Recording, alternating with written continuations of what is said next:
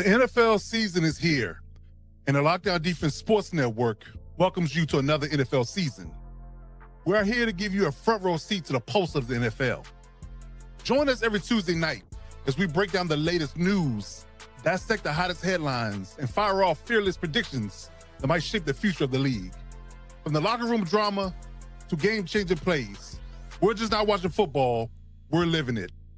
As the entire hit squad with young RG Robert Garcia, Coach Mike Dubb, the real AG Alex Givens, and yours truly, Coach Defense, joins forces with the NFL Nation Live crew, Ref Guru, Violator, and the Saudi pirate himself, Captain Jack Rackham. So buckle up, because this isn't your average recap. This is the Lockdown Blitz, where the takes are bold, the insights are gritty, and the passion runs deep. Let's go.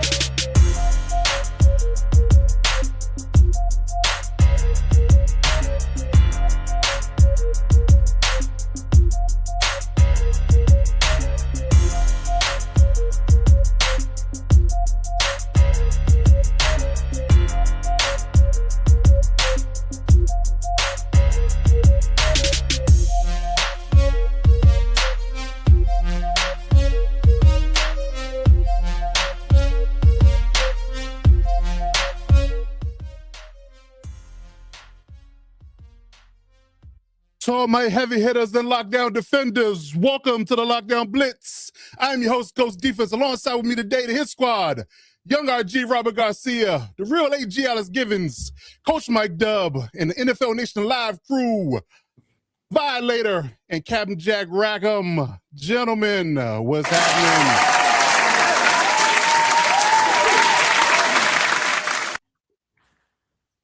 What's the vibes? What's the haps? What's going on out here? What's good? Do I even need to say anything, Coach? Vibes are great. Yeah. No, I'm just kidding. But I will say, we had probably the greatest stretch of 5 days of football, I think, between the college and these playoff games. It was very entertaining. I was here for all of it. So pretty hyped about the football we got to watch this last weekend. Absolutely. Yeah, man. I agree. I mean, from college to the pros, it was great. I think we got started Thursday, we ended on Monday, and it was football, and it was good football every day. So, yeah, I definitely share that sentiment. I mean, it seems like the NFL just wants to keep outdoing themselves, because on top of the nice games that we've got a bunch of firings and retirings and a lot of things happening in the NFL. So, yeah, no shortage of content and no shortage of news. So we will get to it all. We're going to talk about it all today. First of all, let's go around the room. Let's get a quick vibe check. Young RG, I know how you feeling, but let the people know. That doesn't share brain with you. Let the people know how you feeling. Feeling slightly better today. That Greg Roman and the other dude, the O-line coach. I don't even want to remember. Yeah, Mike Devlin. Named. Sorry, I said it. Yeah, I know. Yeah. Mike Devlin, Greg Roman, sayonara, get the hell out of here. It makes this pain a little more bearable, but still pain regardless. Yes. Indeed. Captain Jack Rackham, what's good, sir? How you feeling out there in your nice Jaguar teal? Yeah, and for those that are wondering, I have an assignment tonight, so it was actually just circumstance, or happenstance, I should say, that I was wearing this today, and then I thought, wow, it actually goes with what I'm supposed to talk about tonight, so I didn't change it for the show. I have my trusty Raider hat, and I have my giggling Goonie Goo Goo atmosphere from a certain team that I'm sorry. Gagged again, but we'll talk about that later. So obviously the vibes are pretty good here. And as AG was talking about with all of the college games and all of the pro games, it actually means something good for Raider fans, that there's a lot of things out there, plus a quarterback that we could possibly take. And again, I say possibly because even the Raiders could F up the first pick. I'm just saying they can F up. At least you admit that, because that's very possible. I mean, hey, Cap, the last first number 1 overall pick they had? Can you just say it out It loud? was Jabustus Russell. Just Russell's. But he could throw 70 yards from his knees. Remember that? Yeah. Well, actually, the other first-round quarterback that the Raiders had before Jabustus was a guy by the name of Marijuanovich, or I mess with his name. Todd. But and the reason why he was taken first was because Al said that he checked with some guys to see how great he was within the USC program, and the scouts went up to him and said, well, who did you talk to? And Al says, Marv, who is Todd's father. So, just saying. And I hate denigrating the great Al Davis, but sometimes you really mess up. He said his kid wouldn't do coke. What am I supposed to do? Not get him? Wow. Just wow. Oh man. All right, AG, let us know what's going on in your world. What's happening over there in Chiefs Kingdom? Hey man, it's we're just closing the book, just sitting back watching how these playoffs go, and I guess I have to feel kind of good that an AFC West opponent did not make a deep run in the playoffs. I'm also hoping the Broncos lose, but hey, I'm just calling a spade on that. But other than that, yeah, like I said, watching good football. Bun, my team's not in it, but it is what it is, and see what happens this offseason, man. All right, Dub, you got a question on the board as well as how you're feeling, so feel free to address that accordingly. Yeah. I mean, other than coordinator changes and the coaching carousel, which is the NFL's version of the, I guess the portal, the transfer portal. Literally. Mic drop. It is true. But hey, other than that, it's not a whole lot going on for us right now. We got a divisional opponent that joined us on the couch, so that's always good. But yeah, I mean, as far as our coordinator situation, yeah, it seemed like Kingsbury and wasn't really feeling I think there is something to, it wasn't really feeling the development of Jaden Daniels and that whole situation. I think that's a lot to handle. Jaden Daniels is there's a lot that's going on around him. And I think Kingsbury, to be honest, I think he was outgrowing the offensive coordinator role. And I think that he's probably, looking for some development and some, not development, but really some growth in his career and looking for an opportunity. When you get a quarterback like Jaden Daniels, you want to be able to handle him the way that you want to handle him. And I don't think he had the autonomy to do that. So he's a good coordinator. I think he'll do well wherever he goes. But it just wasn't really a fit here in Washington right now, at least for the long term. So, and I kind of expected him to move on because I felt that, last year he was going to, he kind of put himself in position to get another job. So, I wish him the best. Like I said, no hard feelings. We're on search for another coordinator, and we're going to see if we can get this thing rolling next year. So, we're here. Okay. Hey, Mike McDaniel's available. Who? Mike McDaniel, yeah. Mike McDaniel. Yeah. I thought you said Josh McDaniel. I was like, who? Well, no, not yet. Not yet. No. The good McDaniel is available. You don't classify Josh McDaniel as a good play caller? Only in New England for some reason. Only in New England. Good point. Well, it's the only place he's been in OC, though. That's true. That's true too. Yeah. Yeah. Okay. Yeah. So we'll see what happens. Yeah. All right, Violator, bring us home. Tell us how you feeling and what's going on in this lovely 13th of January. Oh, I think you're muted. Muted. Hold on. You're muted, Violator. I can't unmute. You gotta mute yourself. Oh, there we go. There you go. My bad. Anyway, back to what I was saying. Great weekend of football, man. It felt like that Thanksgiving weekend lineup, college and pro, gives me some insight on the future of the NFL, the college playoffs. I can't wait till next Monday night to see our potential first-round pick go up against not Dante Moore, but the QB from Miami. So that should be a knuckle buster right there. Looking forward to that. But as far as the coaching carousels, it's never been more intriguing than this season. I see the league taking a younger approach. That's what my eyes are seeing. Everybody's trying to figure a way to move the old guys out of that spotlight and bring in some young, fresh blood. So that's the growth of the NFL. So I'm looking forward to that also. I like it. Okay. Good stuff. Yeah, man. I won't say I'm in a glass case of emotion personally, but yeah, I'm feeling better today than I was on Sunday. That's for sure. Yeah, with the performance the Chargers put up, it's good to see some quick and fast and swift accountability from Jim Harbaugh, and definitely saying that he know what the issue is, and he could really Ray Charles, God rest his soul, can see what the problem was, and he addressed it very quickly. So it'd be just interesting to see what they do in regards to replacing Greg Roman, and I think that to share violated sentiments, I think they really should go younger. More innovative, more into the modern game of football. So yeah, I'm definitely looking forward to the offseason. There's going to be some great content for us to break down week to week right here on this very channel on the Lockdown Defense Sports Network. So let's talk playoffs, man. Actually, Let's apologize. Before anybody says, I apologize for that.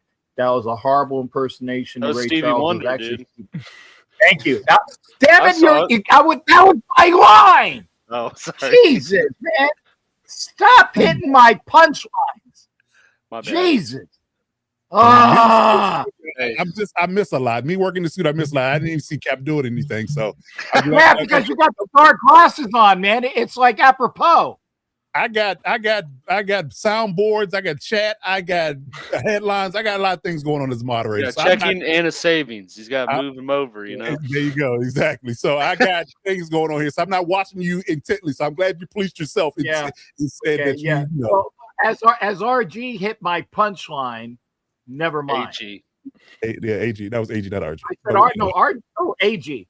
One of those G's. Not a spot. But one of those G's. You got him flustered early. The OG.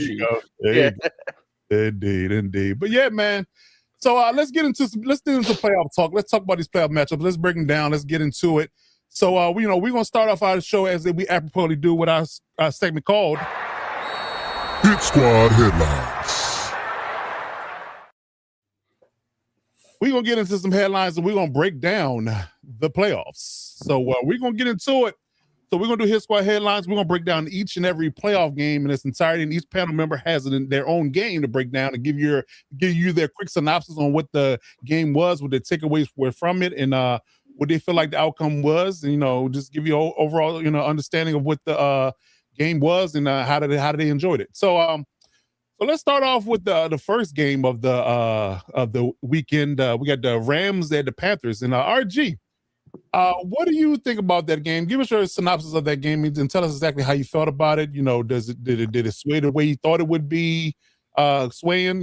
Tell us what your overall breakdown was in that particular matchup. Yeah, it was definitely a fantastic game to kick off Wild Card Weekend. I mean, it definitely set the tone for what the weekend had in store for us.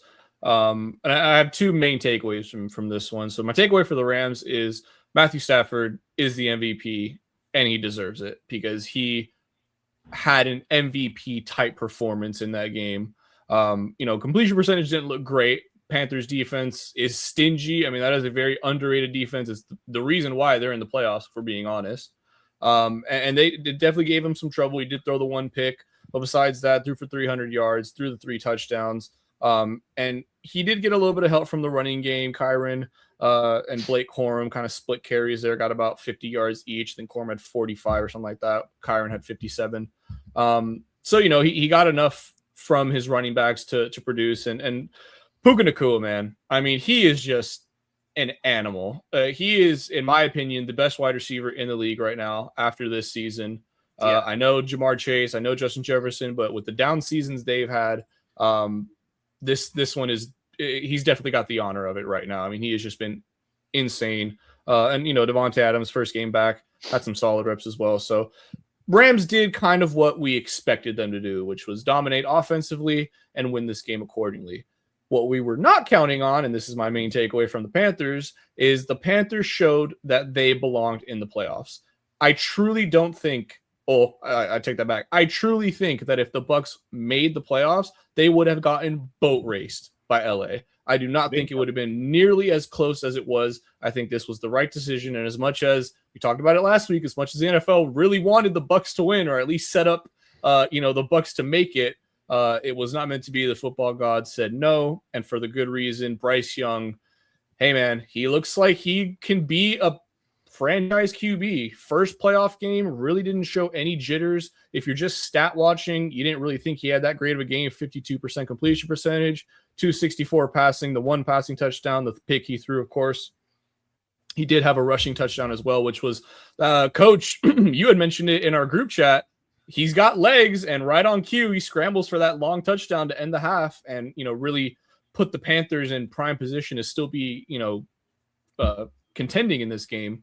So yeah, I think Panthers fans come away with this game extremely happy, extremely pleased what they saw in their young QB. And shortly after, they did pick up his 5th-year option, as to be expected. So yeah, I think this was, in a very weird case, a win for both playoff teams, even though one lost. Because on one side, you had the team that everybody expected to move on, is moving on. The MVP, who we all think will be the MVP, is moving on to the divisional.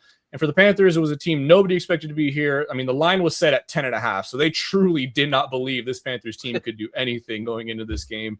And they proved the world wrong. And props to them, man. Absolutely. Yes. I mean, it's funny too, because we kind of had a little bit of a hot ticket to start the season. The Panthers will make the playoffs. And although it didn't go as swimmingly as I thought, and they did make it, and they did impress.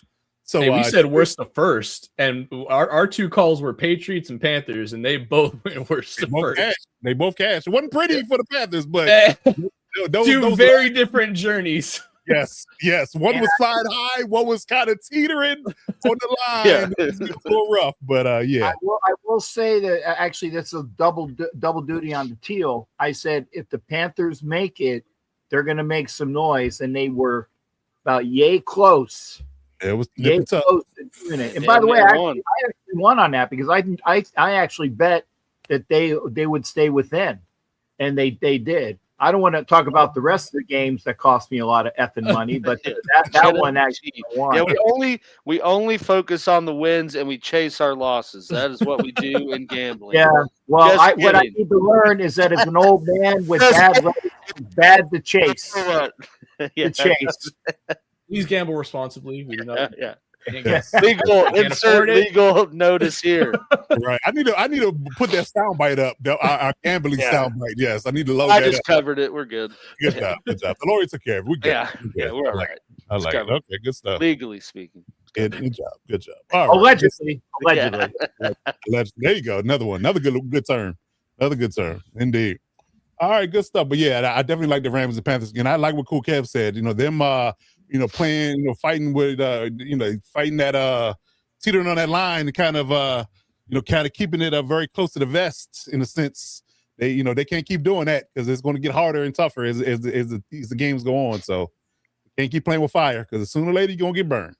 So yeah, harder and tougher and playing with fire. These jokes write themselves, Coach. Hey man.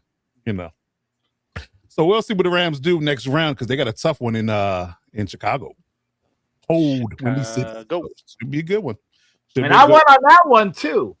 Oh, you did pretty well for yourself there. That's 2 games. No, the last games just tore my ass. I was gonna say you started off hot. Sunday was a different story. I get it.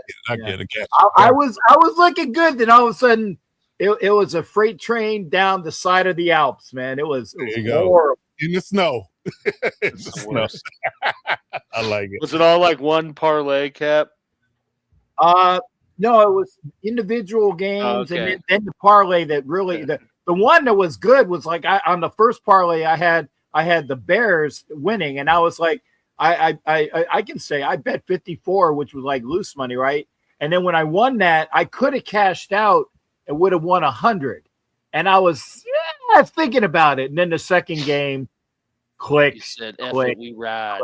No, I let it ride, and I rode it all the way, like the guy with the cowboy hat in the movie about how I rode the down. Yeehaw! Yeah, it was bad.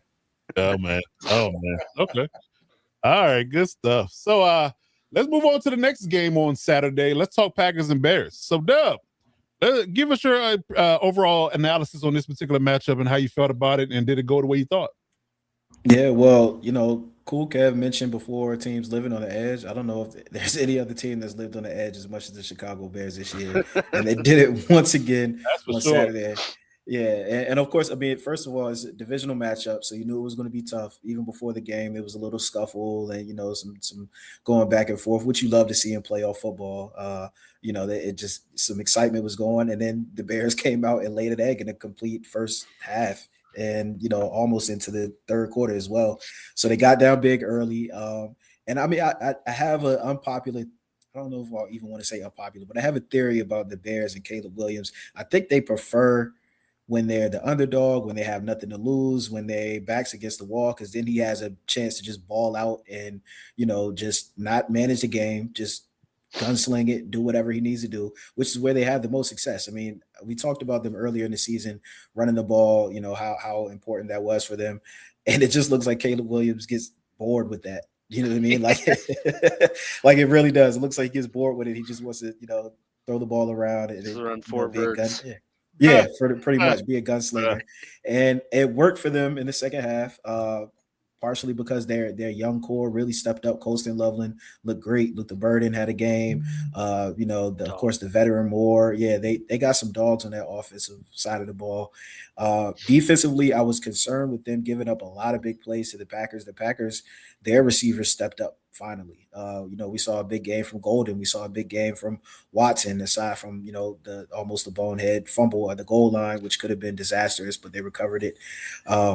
But, I was concerned with the Bears and their secondary giving up a lot of big plays. It felt like they were gambling. Of course, they're a big takeaway team. So, they're just an all-in team. It's like they're going to go all in. They're going to gamble. They're going to go for the big takeaways, but they also leave themselves susceptible to big plays, which was surprising that the Packers couldn't put them away. So, the Packers just could not keep their foot on their neck. Second half, it seemed like they got a little bit more conservative with their play calling, specifically in the early downs, like first and second down, which put them in the, third and long situations where they couldn't convert and they just couldn't put the Bears away, which is the last team in the league that you want to leave lurking around. And obviously they were able to do that and, missed field goals. They missed, Packers missed the extra point, and then they missed a field goal towards the end that could have, put the game away or made it harder to get out of reach. And, in playoff football, your margin of error is just smaller and smaller and smaller. The Bears are just able to kind of take advantage of it. So, shout out to the Bears. It was a good game, but it wasn't a overly impressive performance because I felt like, they still left some room for improvement there.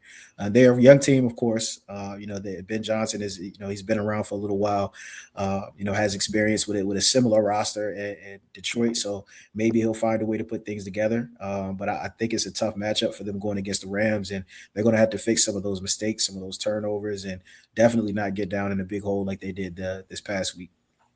I like it. Yeah, I agree. I definitely agree because I was talking to a colleague of mine earlier. He's a Rams fan, and I said, if y'all get up on them early, that's probably our best bet because it ain't but so many miracles they can cook up in the third and fourth quarter to bring them back from a large deficit. If you're up 28, 35 points on them because they starting slow with that offense, then that's going to be reap disaster for the Bears, in my opinion. So. Yeah, absolutely. Another team, riding that line, just straddling that fence. So sooner or later you're gonna teeter over to the wrong side. So absolutely. And I will say, the Packers do a good job of getting after the quarterback, put pressure on him. Obviously you have to do that with Caleb Williams. He's going to want to scramble around, make some things happen. So the more uncomfortable you can make him happen, the better for the Bears. And I will give the Packers credit. They called a really good game in that first half. They had a good mix between, run and pass. So, if the Rams are smart, they'll look at the film, obviously see what worked for the Packers in the first half. They really could have put them away. Packers could have won this game. So, the Rams have all the cards in their favor to kind of take advantage of it. But listen, the Bears aren't here by happenstance. It's not luck. It's professional sports. They've earned their way here. So they have a chance to win as well, but they're going to have to fix some of those mistakes. Yeah, I definitely agree. Because again, this game is going to be much tougher, and I don't want to say it's an indictment on Matt LaFleur because you and I are both coach. We know that that first half or at least the first quarter is scripted for the most part, right? Mm-hmm. So when you get all scripted, you have to make adjustments. It's all scripted. Nature, well, not the league. I'm talking about the game plan. I know.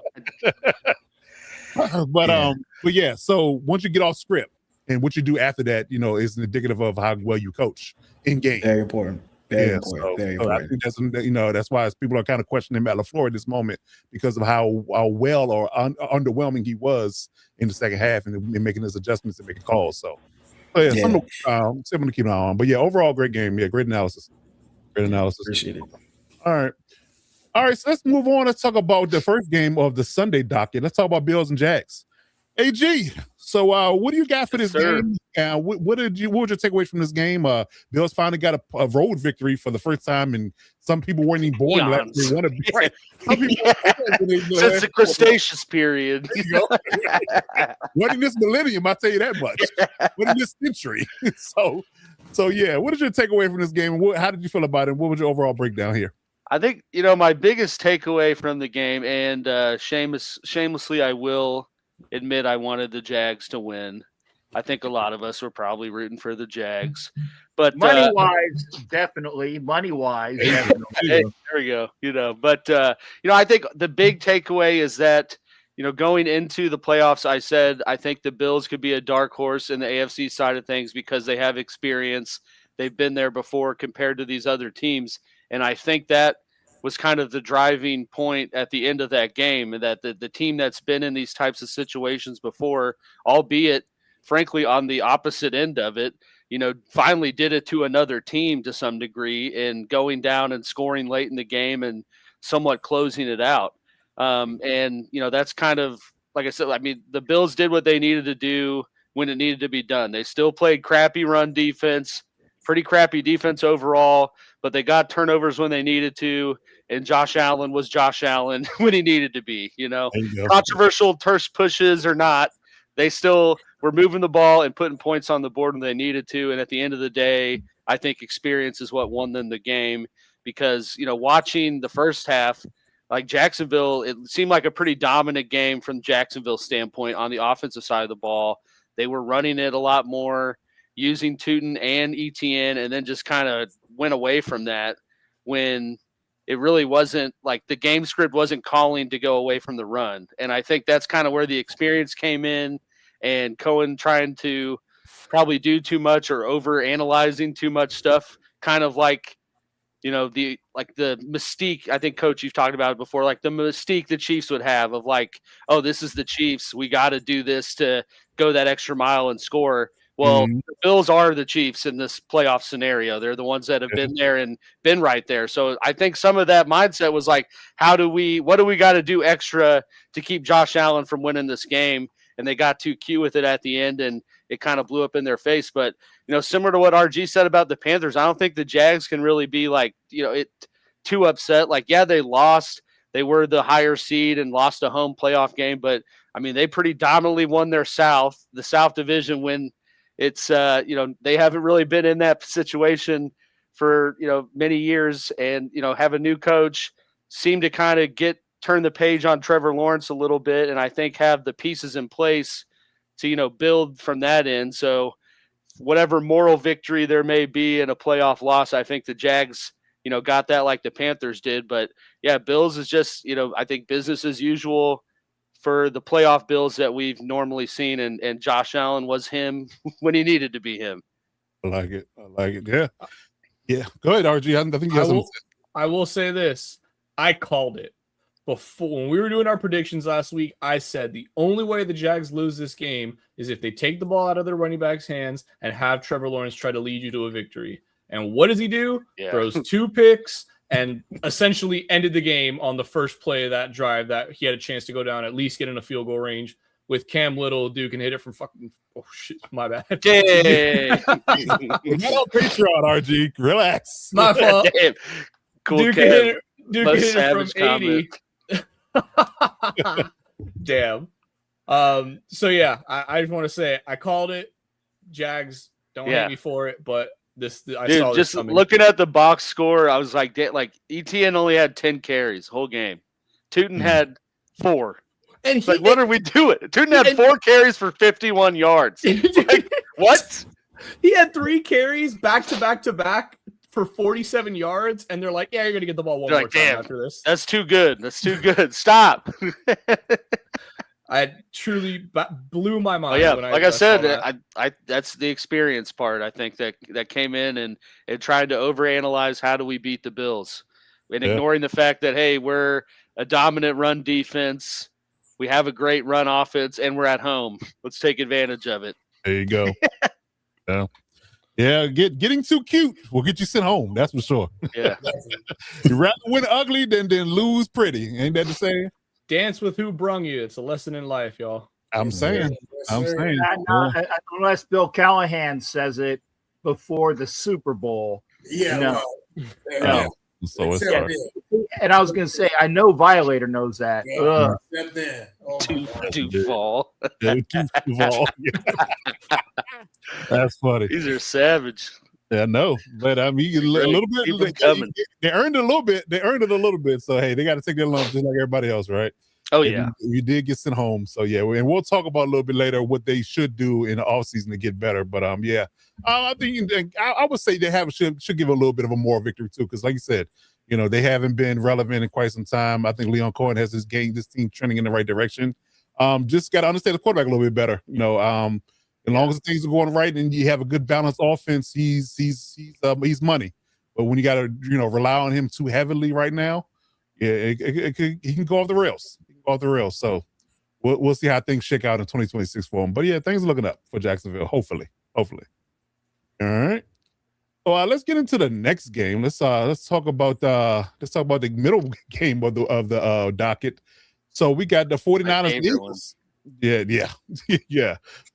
Later. So the 49ers Eagles games. Give us your breakdown of that game and your overall takeaways from that matchup. First of all, I want to tip my hat to Robert Saleh and that Niners defense, which I call the Mash Club. They go into a packed, cold-ass Philly stadium and really just hit the bully right in the mouth from the jump. And they did. I was surprised by it, but I wasn't surprised by it watching the entire game. That Eagles offense was very lethargic. They had no energy about them for being a home playoff game. They had no energy about them. And, even though the 49ers were, let's say, playing with one hand behind their back, so to speak, they mustered up enough want to go out there and take advantage of every mistake that Philly made. They basically shut down the running game, just shut it down. And when they did attempt to pass, Hurts was, to me, kind of off his game. He was off target. And one pass in particular that could have extended their drive, A.J. Brown dropped this pass. Mm-hmm. And consequently, him and the head coach have words on the sideline. So I'm saying there's something inside the building that, there's some dysfunctionality going on. But what I think it was just frustration from their offense coordinator, Kevin Patullo, I think I'm saying his name. Who's fired? Who was consequently fired after the game. But I think that real shakeup was that the Eagles took the Niners for granted. Now, even with Kittle going down early in the game with an Achilles, man, you hate to see that. But that team has some firepower and some, what I call it, old school want-to about them. It doesn't matter who they put out there. They seem to find a way to get the job done. Looking at the pass that Jawan Jennings threw to McCaffrey. I love it, which was like, to me, an old version of the Philly special. So they beat them at their own game, man. Great game to watch. Didn't expect the Niners to really come out of that hostile environment, but it just shows you on any given day, somebody going to take your lunch money, and the Niners did. That's for sure. Yeah. Debo style. I mean, rest in peace, Tiny Lister. Yeah, they got Debo. Yeah, they got Debo. Yeah. So it's definitely as we can see that the offensive coordinator being fired today was definitely writing on the wall. And then we've been talking about it all year long, how this offense just has not, looked the part, since they lost Kellen Moore after the Super Bowl. And we got to have a conversation with Nick Sirianni about who he has in his Rolodex of offensive coordinators, because I swear it's a 50-50 crapshoot. It really is. You hit with one with Steichen and you lose. You look like crapping with the next guy, Johnson, whatever his name is. Then you get Kellen Moore. Then you get Patullo. It's just a roller coaster of things, and it's all indicative of who the play caller is, because it's clear and obvious that the play caller is calling the plays. Sirianni doesn't have any involvement with it, or to a high degree, because it's all or nothing with who's calling the plays. And you look great, high-powered offense, running or passing, or you throw 4 verticals into cover 4 and you see what happened. Yeah, you look at this whole coaching, like we call this coaching carousel, and there's an old saying, before you get rid of a guy, who do you have to replace him that's better?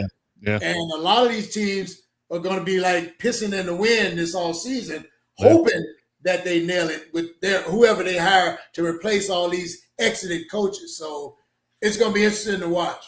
Yeah, and I got to give Cap some credit. I think he was one of the first ones to say it publicly on the show that when you have an offensive minded guy, make him the head coach so he doesn't leave. Because clearly, these high-powered OCs are getting head coaching jobs ASAP. The moment they hit and give them a couple years of high-powered offense, that they've been calling in the league, and they're putting up points left and right. And next thing you know, they're on the short list of being head coaches. So that's why I think the Green Bay would be doing himself a disservice by letting LaFleur go. I understand he has some shortcomings from a game management perspective, but damn, he's a great play caller. So what you don't want to do is clean house and be stuck in the mud and wasting the young talent that you have on the team. So I definitely agree that you gotta hedge your bet when it comes to that particular aspect of it, for sure. For sure. One quick gambling note, and I'm sure that you guys will love this. A certain person that's in the other room said, I think the Niners are going to win. And I said, okay. So they gave me $5 in cash. So I went on the app, and I'm the one that lost my ass on Philly like 3 times, and like what do you call the double bets, and what do you call the discount double check? Well, whatever the friggin' double bets are, lost my ass on that, and I had to pay her $16 out of the winning thing. So I paid her in cash because that's what she won. Actually, I still owe her a quarter, but it was $16.25. It's the tax for using you. Yeah, I'm the bookie. That's the processing fee. He wins on one bet for the first time ever using. Granted, she can't do apps, so I had to do it on mine. Right.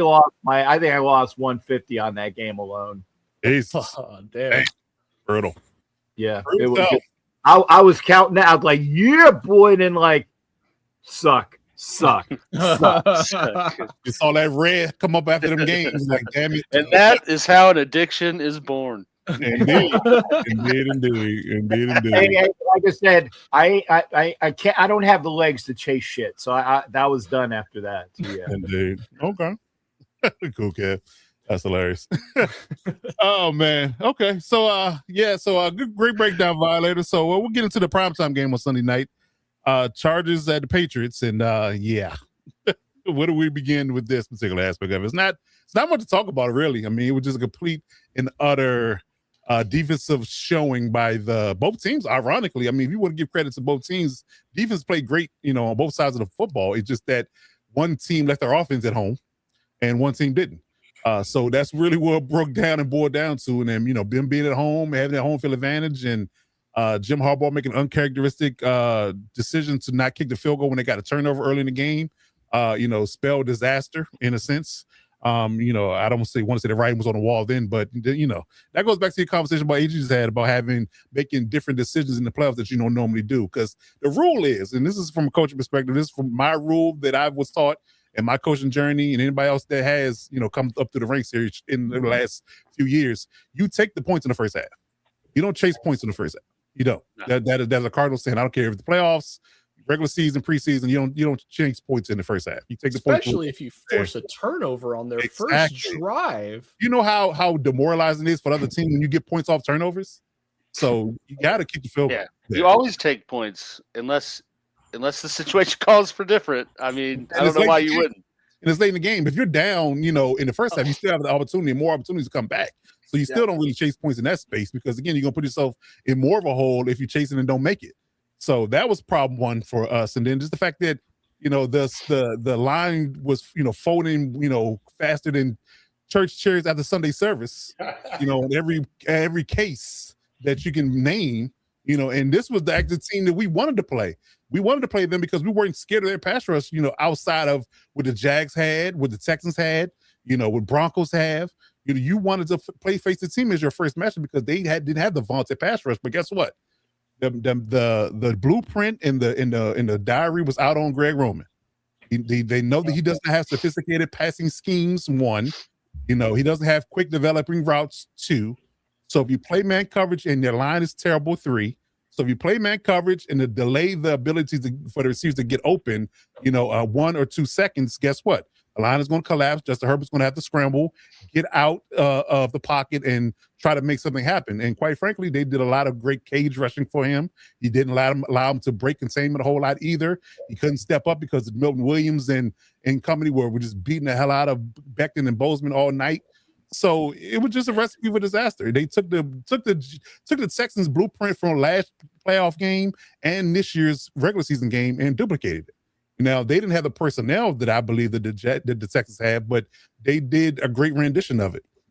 And to put I guess you can say, ugly bow on this nasty-ass cake that the Chargers ate on Sunday is that they literally admitted to Robert Spillane at the end of the game and say that we were confused for the entirety of the game of what coverages you guys were in. That just can't happen in the NFL. Like, that's not something... I wouldn't tell anyone that.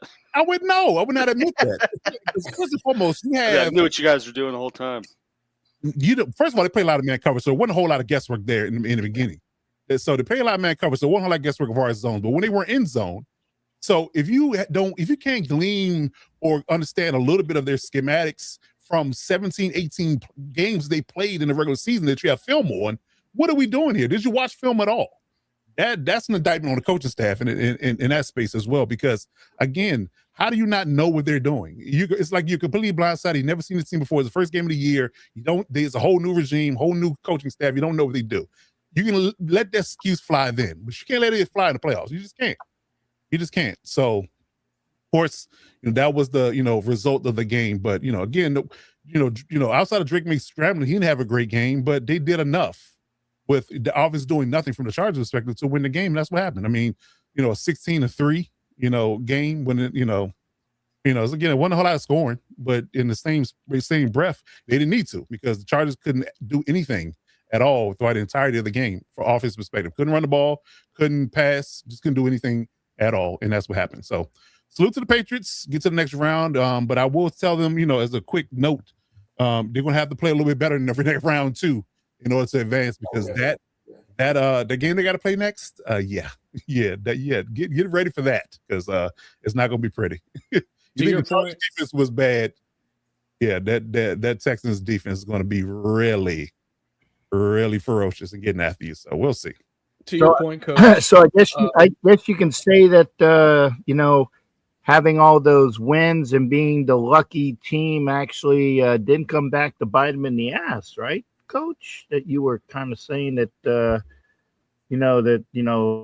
I don't know what the exact quote was. I'm sure you can do your own quote, because you were saying, well, they ain't all that in a biscuit and it's going to catch up with them. So I'm not rubbing it in.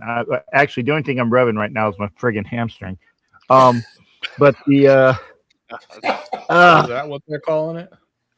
No, it's hey. By the way, FFO.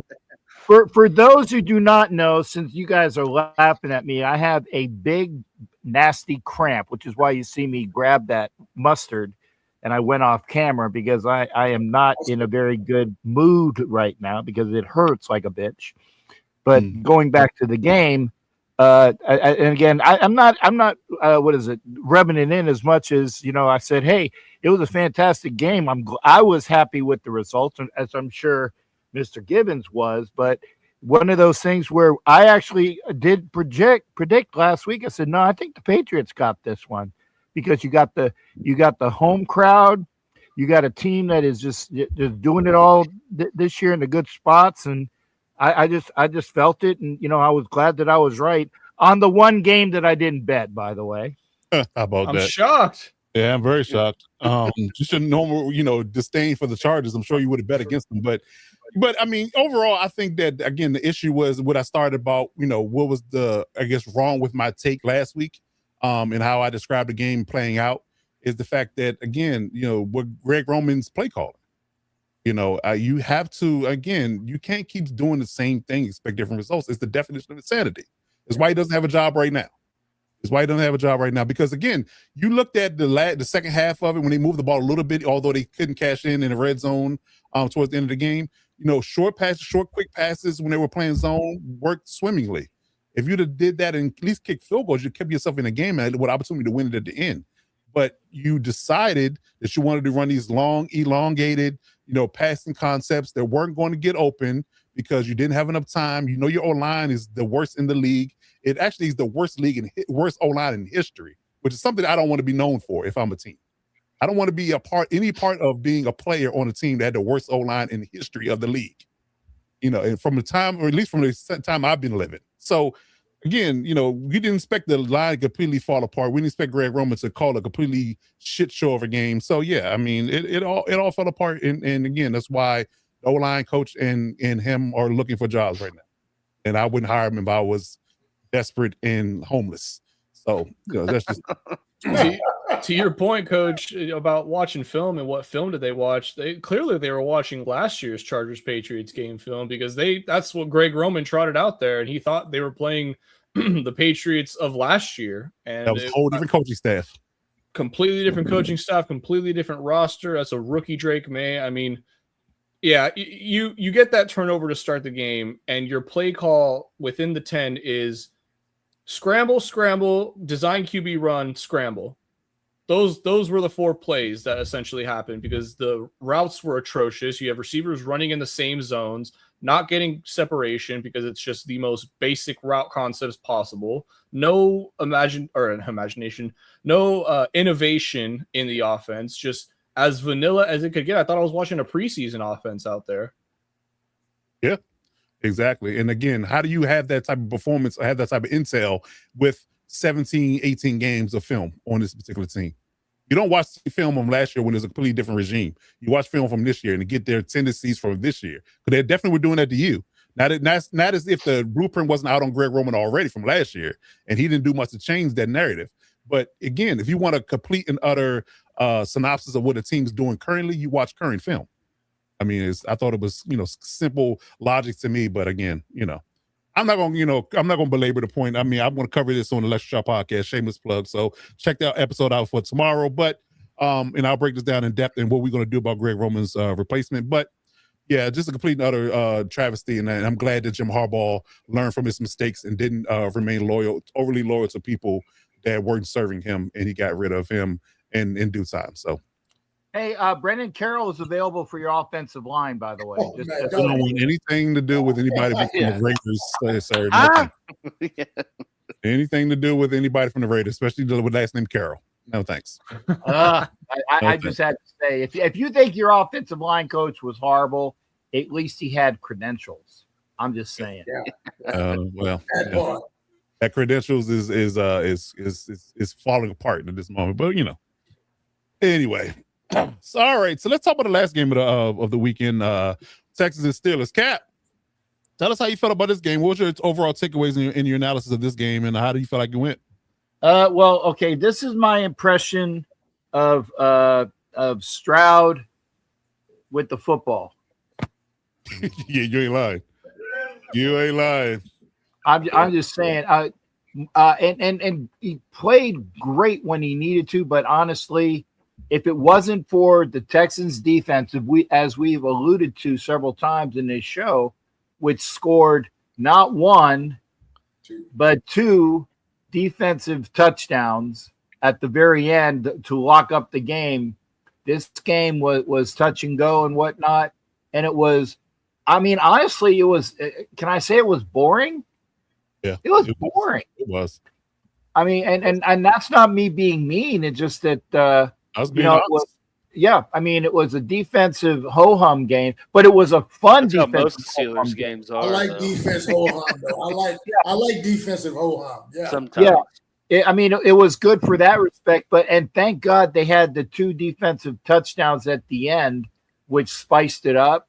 Especially and seeing. And I tell you what, man, if you think that old boy Rodgers is coming back for another year after he got schwacked again and again and again, he's still being sacked right now. And from dudes on the Texans, great to see Danico Autry, a former Raider, getting some flowers for his part. Great older defensive lineman, but that defense is just stacked. It really is. And then you had the interception 6, and I tell you, it was great that the defense saved, and I appreciate that. The defense saved the Texans from themselves, and I think that they're going to have to. The defense might do it again, because I don't know if Stroud. I mean, if you go Stroud versus May can put up some points. It's going to come to the defense of the Texans to try to avert that. So it's going to actually. That's a really, really good game next week. Is the Texans defense rolling in to New England, and might be whoever wins that can take it, because the Bills playing. Who are the Bills playing? Broncos. Yeah, I think that the winner of that game between the Pats and the Texans is going to represent the AFC. That's just me. Really? Okay. A little bit of hot tech early. Okay. Little spice. Spice. The spice. Little. No, I don't do spice, man. My stomach is hurting right now.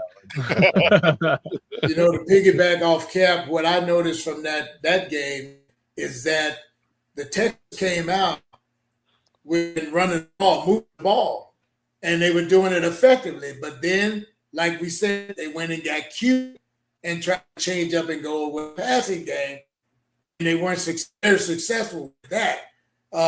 Besides CJ seemed a little bit tight to me, I think, from the whole essence of where he was at that day, because he settled down in the second half, but they reverted back to running the ball, which shortens the game naturally, and it kept the defense rested. When they came out, they were like hungry dogs, man, ears pinned back, going after anything with red blood in it. So that may seem boring to most people, but it's basically that's the chess match. You bring a run game and a stout-ass defense, and you go up against anybody. Yeah, they were hungry dogs, and Rodgers had a pork chop around his neck. Because that's what that was. Yeah. Oh, man. He was already making his schedule for his peyote, shack thing. Ayahuasca retreat. Yes, I call it peyote. I don't know what the hell it is. He's smoking something literally, and he ain't coming back from that shack anytime soon. He's like, especially with Tomlin gone. Yeah, there's no coming back to Pittsburgh. I'm pretty sure of that. Okay. All right, good stuff. So that's our breakdown for the playoffs.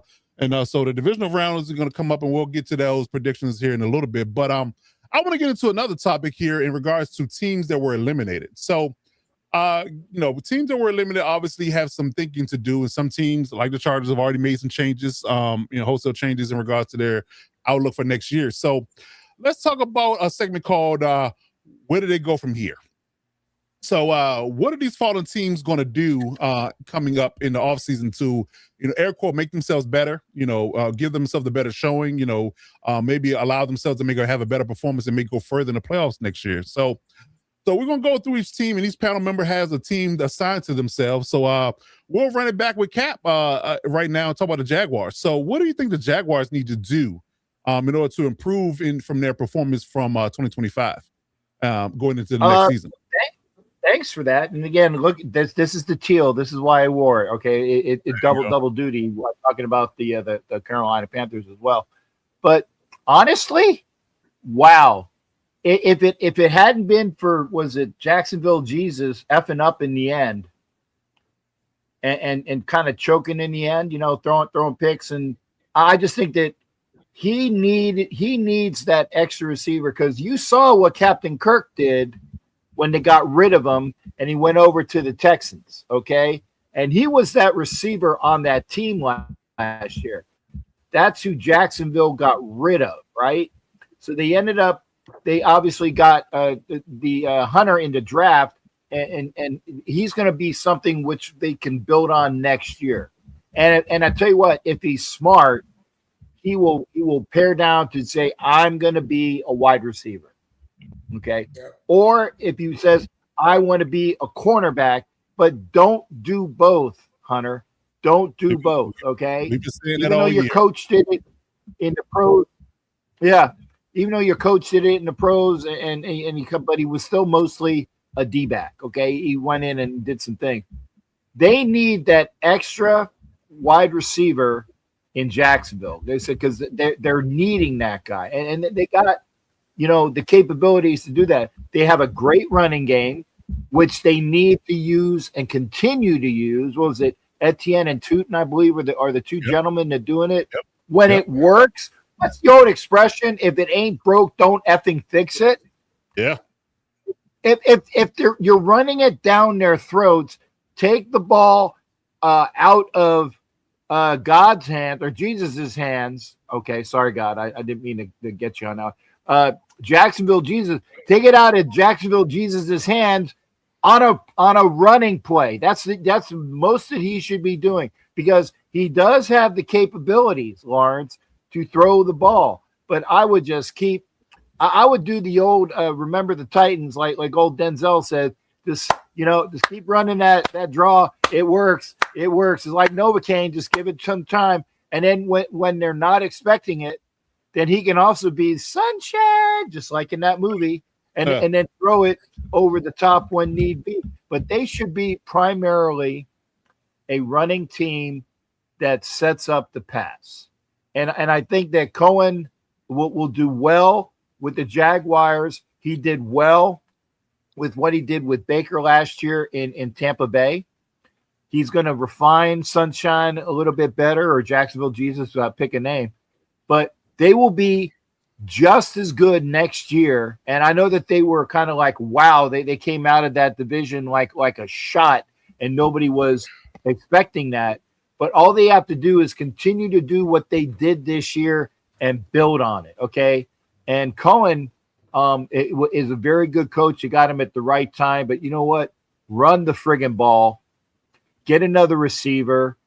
Make sure Hunter plays one side of the field and not, or okay, he can come in on special plays, fine. He can be that gadget receiver or run a 9 pattern when needed or whatever, but do not overtax him, okay? And they got a kicker that can kick it from the moon. Right. Okay. So they even got that in their arsenal. There you go. So use it. Don't get cute. Kind of like, like Stroud and the Texans were getting cute on like flea flicker plays that end up in a fumble. Okay. Yeah. Don't get cute. Keep running it down the throat. And until they stop that, there you go. And their defense is very good. It is one of the best in the league, especially against the run. Yes. Again, we talked about last week. They were primed to beat this team because they lined up well against them. They were really good against the run, and that's what Bill's bread and butter was. Again, it's the running game and hero ball with Josh Allen. That's their game. So if you're really good at stopping the run, you're already going to take one advantage away from them. So, then just dealing with Josh Allen is going to be the delineation, right? But to put in context about this running game, now this is worse than I thought. I didn't even look at the numbers until now. But Bashaw Tootin was averaging 12.8 yards a carry. Travis Etienne was averaging 6.7 yards a carry. Mm-hmm. They only had 14 carries between the two of them. Sin. Cardinal sin. 7 deadly NFL sin. That is insane. Wonder how many were in the second half too. I would need to look that up. I guarantee you, Tootin only had one carry It was either 0 or 1 carries in the second half. I'm telling you, dude had 3 straight runs and got 47 yards in 3 straight runs. And you're like, one more carry for you. Right. Let's see if I can quickly confirm that. Yeah. So that's the definition of getting cute, though. When you've got all the weapons that you really need for that game, use them. One rush in the third quarter. Terrible. Indeed. That's tragic. And as we stated, they boxed up the Bills. They boxed up the Bills. They couldn't run. The Bills could not run on them, and they were running on the Bills. So why get away from something that works? Why? To Cap's point, overthinking it. To Cap's point, longest rush the Bills had 11 yards. Yep. Wow. 5 rushes. So they had 6 carries in the second half. That's total. That's ridiculous. The Bills ran the ball 26 times between Josh Allen and James Cook, and they both had 3 yards a carry. Yeah. Josh had 11 carries for 33 yards. James Cook had 15 carries for 46 yards. But they stuck to it. They did. Was there one playoff game where they had like 1 yard rushing up into like the third quarter and they broke a run or something crazy like that? You got to stick to it sometimes. You just got to stick to your guns. Got to let them know it's still there. That kind of thing. But yeah, that's also shout out Khalil Shakir. 12 targets, 12 receptions. Yeah. Hats off to you, sir. Yeah. 82 yards, absolutely. Yeah, and then again, Washington's breakout game was 7 receptions for 107 and a touchdown. That's crazy. It's crazy business. But that's what it lost the game. So we'll see. But I think they got the weapons. I think they need a tight end maybe. Got to resign Etienne. I think he's up for contract, but I don't think Trevor Lawrence, because he's been with him since college, he's going to let him walk out the door, even if he has to pay him himself. So I think Travis comes back. But outside of that, just run it back. And I think Travis Hunter needs to play corner. I think they need a more corner than a receiver with them getting Joey Myers. And that's why I said they're a package deal. They've been playing it together since Clemson. They were 1 and 2 when they drafted them. And it just the way it is that they feed off each other. That's a great portion of that team. Actually, the one thing that and this is not stated, a lot of people don't remember this, but that team needs to figure out that they need to stay in Jacksonville and not be bounced between the United States and UK, which has been one of those things. I think it actually hurts them. I know that Shad Khan was the reason why people were saying that we're going to push this over to Europe. He's the guy, because Shad Khan has his soccer team like Glazer has his soccer team. They're both Manchester teams, by the way. And he says, well, look, I got a football team too. But you know what? Glazer at least figured out that he won't admit it to Tampa, but his money's all on soccer overseas. And maybe that's where Shad Khan's thinking that he needs to do. But you know what? He has a better team in Florida than Glazer does in Tampa. He just needs to make sure they are building a new stadium. Okay. And maybe that will be the impetus to keeping that, get some more fannies in the stands, because it's unfortunate. Well, not fortunate for me when the Raiders go there, because it's almost like a semi-home game. Yeah. Right. We don't have very many home games other than we played the I'll be kind, coach, when we played the Chargers. Okay, that's like a home game for us. I didn't call you that G word. I didn't say it. I'm gonna give you a respite because you're hurting tonight. But the point is that getting a home game is what they need, and they need to have the consistency of that Jacksonville crowd. And it's been building up. They need to just let it flaunt or let it flourish and keep it going. I like it. Yeah, because build on what they have going. They won a division. They had a playoff game, hosted one. So yeah, build on it. Definitely build on it. So we'll see how things go. But him building a new stadium should back into it like Jerry Jones did, because he got to make that money back, right? So hopefully he will, pick up on the team and pay more attention to them. So yeah, I like that idea. Okay, so let's talk about the next team on the docket. Let's talk about the Eagles. Dub. So what do you think about the Eagles and them losing? Clearly, Kevin Patullo got fired today. So what do you, outside of that, what do you think they need to do to improve their chances for 2026? Well, that was the first step. Something had to give. And listen, I know that they die on the hill that everything is fine and between AJ and the rest of the team. And I mentioned this last week. They remind me of the Sopranos because they're so dysfunctional, and but at the same time, they're a talented team, probably still one of the most, if not the most talented roster in the NFL, and probably one of the deepest rosters when it comes from to depth. They have a lot of young guys, especially that defense tied up, and the secondary. I think they had two all pros just in the secondary alone. You know what I mean? So like, this is a talented team. That's hands down. That's not a question. The problem is, they got to figure out a way to put things together and be consistent on the offensive side of the ball. They got to figure out what Jalen Hurts can do, and how they're going to put him in best position to be as successful as he can be, without hindering him and without kind of exposing him to his weaknesses. I think by now you should probably know what he's strong at and what he's not strong at, and unfortunately, I don't think it really bodes well for AJ Brown's skill set.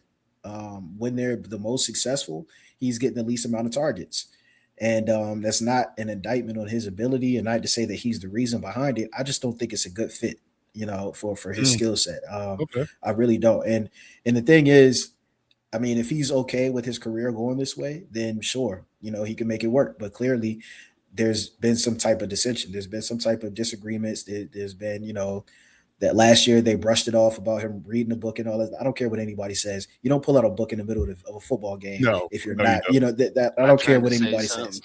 Yeah. You know what I mean? Yeah. Like, that was a positive spin they tried to put on that. Yeah. Good job. Good job, PR team. And last year it saved them because they won the Super Bowl and it was working for them. But they can't keep going like this. And like I said, I'm pretty sure he doesn't want the rest of his career to go like this. He shut, he bit his tongue, did what he could, as long as they were winning. But I don't think this is going to bode well for them. Now we'll see what their direction they're going to go with the new coordinator. But to be honest, I don't think that they're going to be a team that's going to, get him 10 plus targets a game, just because I don't think that's Jalen Hurts' game. I think that they got to be more of a run centric, more of a West Coast team. Use the run to open up the pass every now and then. But to be honest, I don't think that they're best fit for AJ Brown's skill set. I think that it's probably best for them to move on. Like I said, and not because of, not saying that AJ Brown is the reason why they didn't win or, the drop paddle. No, that's not his fault. I just don't think it's a good match for them. They tried it. They got a Super Bowl out of it. All right, it didn't work. Now it's time to move on. Now they made the switch at offensive coordinator. It's do or die now, of course, for Sirianni. If they don't, go make a deep run next year, I think that they're going to make a change at the, the offensive, at the head coach position as well. But it's not a dumpster fire because clearly, like I said, they still have the most talented roster and the deepest roster in the NFL. But it's definitely do or die as far as, somebody's got to make some tough decisions in that locker room and in that organization. I think Sirianni has to get a little bit more hands-on when it comes to, play calling or whatever the case is. And I'm seeing like a theme with a lot of coaches this year is that a lot of head coaches are being like kind of hands-off when it comes to their coordinators. And it's costing a lot of them, some games. It's costing them some questions. There are a lot more head coaches that are kind of turning the reins over to their coordinators and letting them do their thing for better or for worse.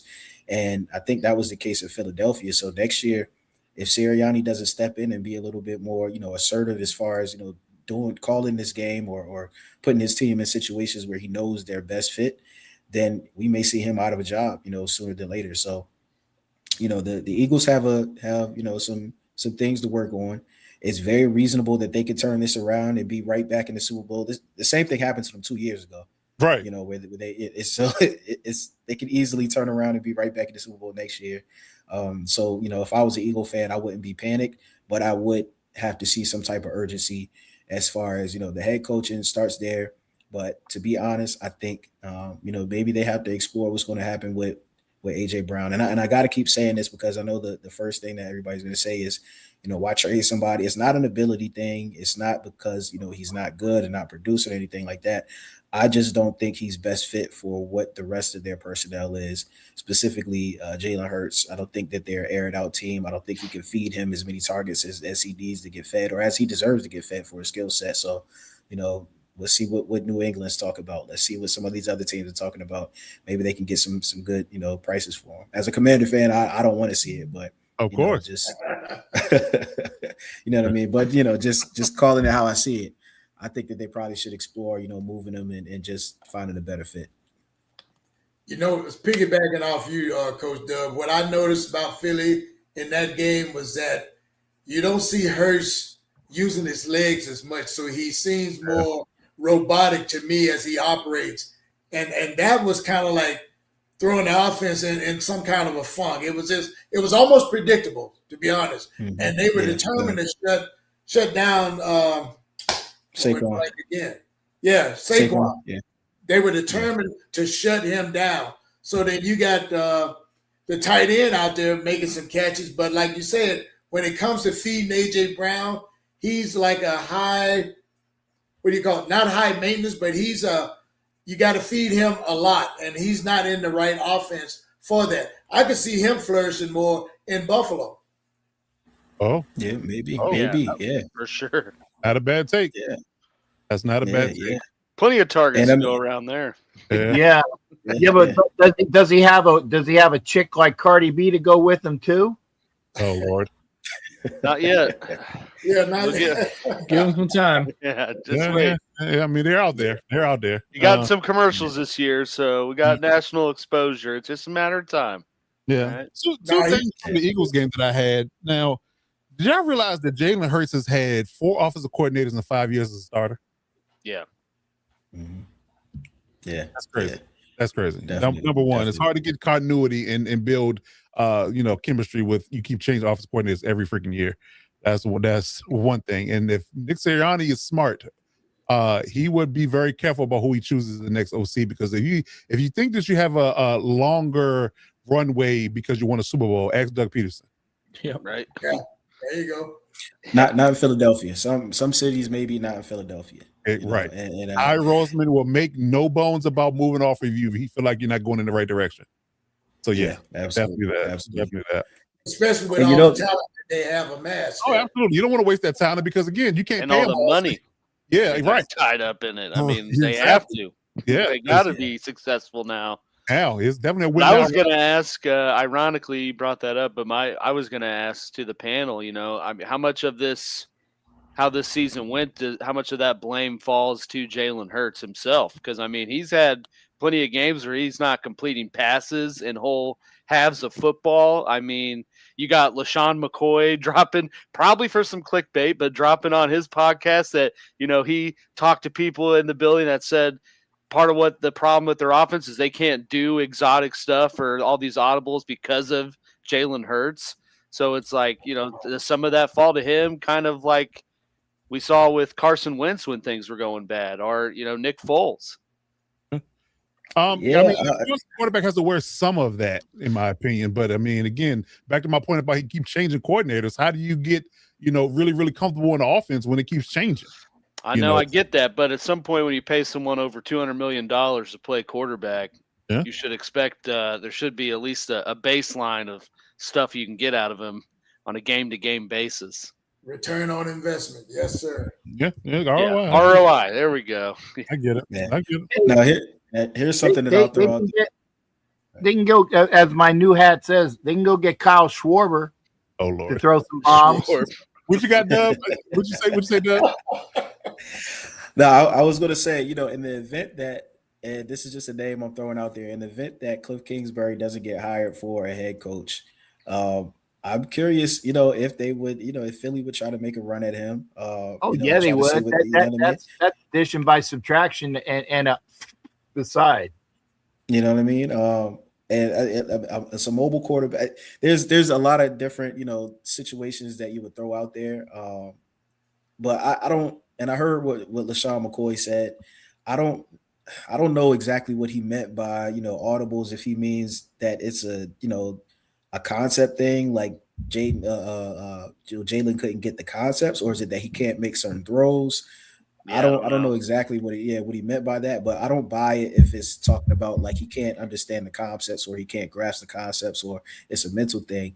The biggest thing that I see from Jalen Hurts is he can't make throws that he needs to make when he needs to make them. So even on that last drive, they had a chance to win the game, and the last play of the game was just some some error throws, some inaccuracy. So that's the biggest thing that I see. I don't know. That might be what McCoy meant by it, but for them, ironically, it really comes down to the run game. If you get behind the sticks and you're not able to get a consistent run game, and then now you're in third and long, and you just can't make those throws, and it's just predictable. You become predictable at that point. Yeah, I agree with the shady. Yeah. Well, and I think some of it too, when you watch, like when they had Steichen, it was a very RPO heavy, like ball was out quick, offense. And then they kind of never went back to that, like never really found a coordinator that had that same, baseline philosophy, if you will. And then they've like added pieces to try to become more of this over the top explosive offense and Jalen Hurts is not that type of quarterback with that arm. Like he's a mobile guy. He's, like a Kyler Murray or someone that's mobile, gets the ball out quick and can, buy time with his legs. But I mean, you don't expect him to hit 80-yard bombs consistently over the top to AJ Brown. And it seems like in the last couple of years, that's what they try to do. Like just run the ball and get people to come stack the box and then try to hit people over the top. And it doesn't work that way. Yeah. Not at all. So I mean, I don't know what's going to happen with Kingsbury, but that may be a fit. But I don't know. We'll see. Yeah, like I said, even you can call up Brian Daboll if you don't get a head coaching gig either. That'd be hilarious. Him get Saquon back in that offense and in that roster. Well, why not? Why not? See Saquon being like, if you hire that man, I'm out. I mean, do the guys? They don't have an issue with each other, do they? I don't know. Yeah, probably not. Yeah. No, so I think Saquon, I think he has issue with Saquon. Actually, he wanted to stay. He actually wanted to stay in New York. I mean, we saw all that quite literally in real time on Hard Knocks. So exactly. Okay. All right, AJ, you up next. Let's talk about the Panthers and what they need to do to improve in their season for 2026. One thing, Dub, who's Philly's other running back? Because I think that maybe they need to utilize. Yeah, Tank Bigsby. Yeah, they need to have either give him traded more. Yeah, give him more of a play because people are just keying on Saquon, and they actually, if they think that much of him, notice I asked, I didn't know who the hell it was. They need to get him more involved in the offense. Just my opinion. Yeah, they got to be more creative in some different ways. So that's one way. Yeah. Okay. All right, AJ, you up. Let's talk about the Panthers and what you feel like they need to do to improve in 2026 from their run in this year's season. Yeah, so kind of piggybacking off what RG said about the Panthers, looking at that Rams game, I think they have a lot of pieces in place. They proved a lot of things this year. I mean, they were in the playoffs for the first time in 8 years, won the NFC South for the first time in 10 years, and had pretty much a perennial Super Bowl favorite on the ropes in the opening round when nobody expected him to. And so, I think looking at their free agents, they don't have a lot of big free agents. I mean, outside of Rico Dowdle, who was kind of a one-off signing anyway, because they got Hubbard to that big extension. So you could kind of see, I think Coach even mentioned it as we saw, maybe this was on our fantasy show. Sorry, Kev, I triggered you there, but I was waiting for the F. Yeah, the other F word. I got to get one out every day, every show. But we kind of get an F word out every show, but they tell me I'm not supposed to. Oh, you can now. No.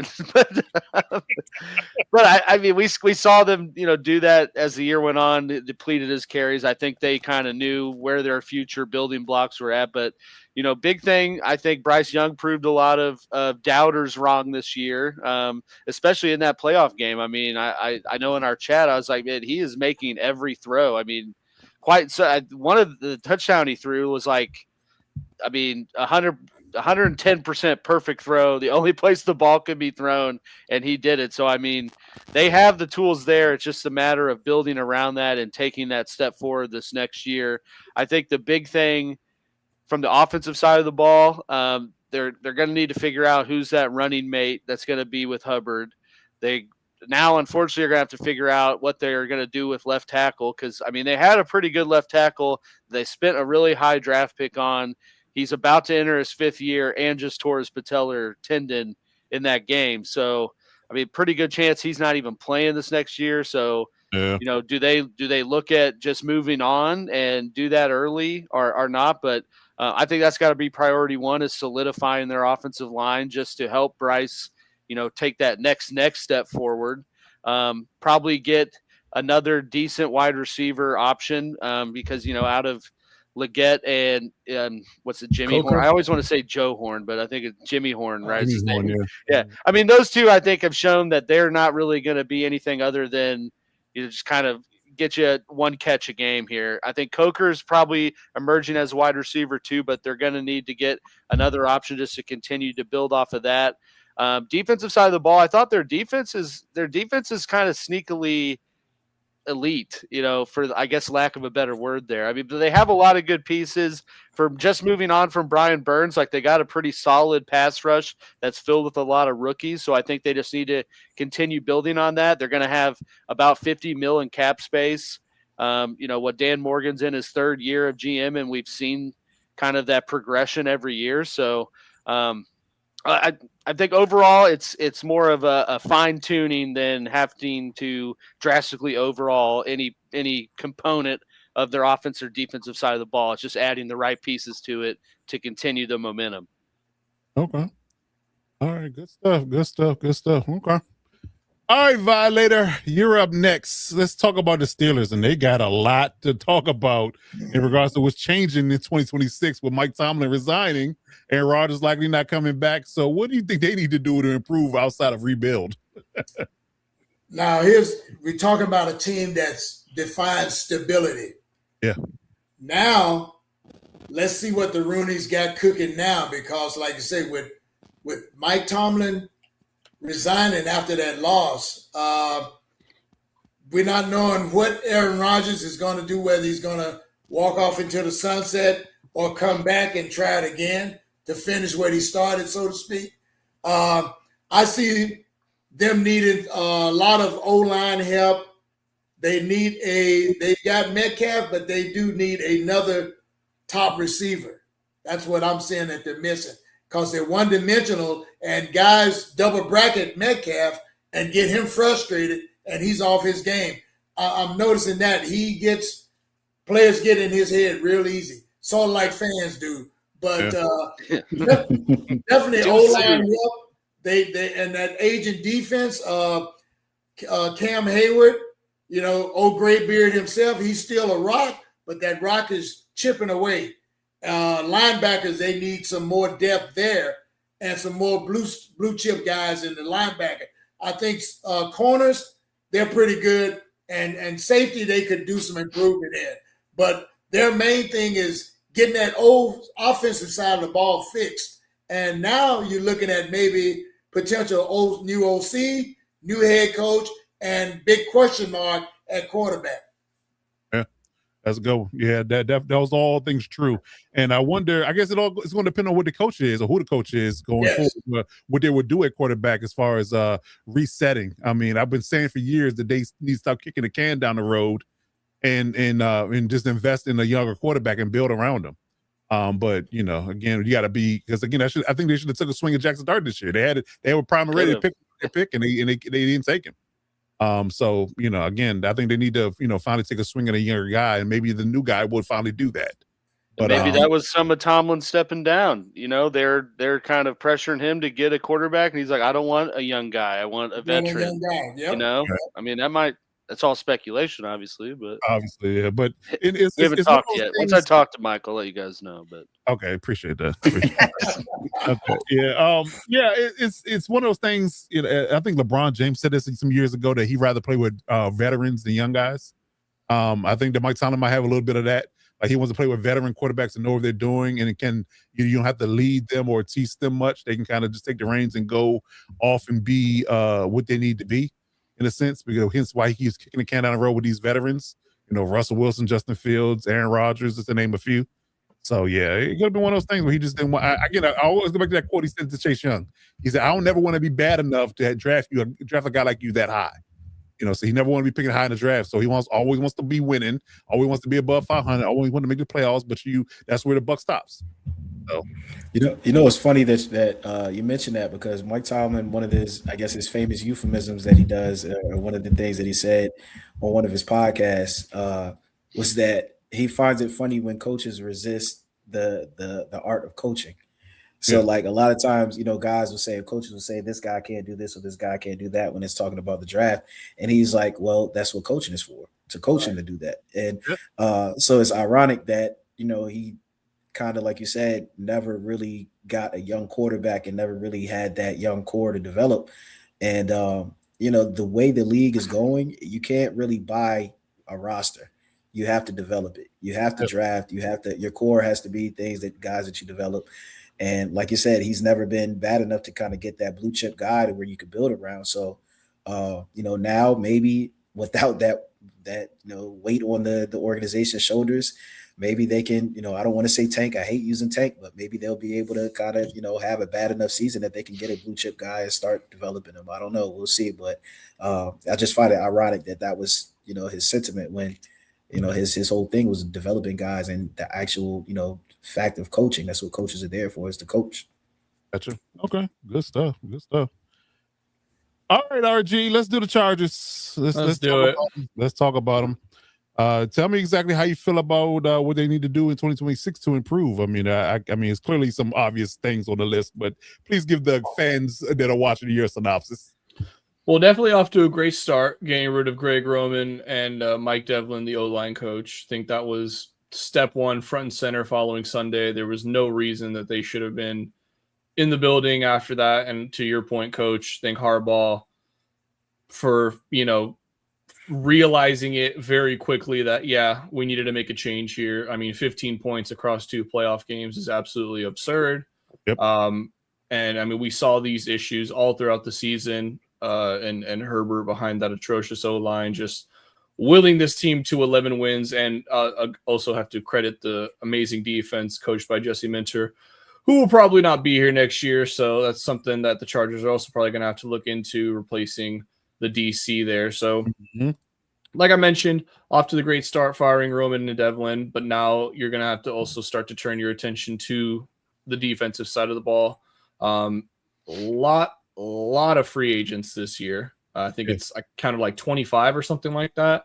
You have the cap space to re-sign the majority of them, not saying that you should re-sign the majority of them, but you do have the cap space to bring the important pieces back. Some of the under the radar guys, Delshon Phillips, the special teams ace. I think he absolutely needs to come back. I think you reach out to the veterans like Mack and Allen and see if they want to come back on a 1 year, another cheap deal. Obviously, you don't want to invest too much money in them.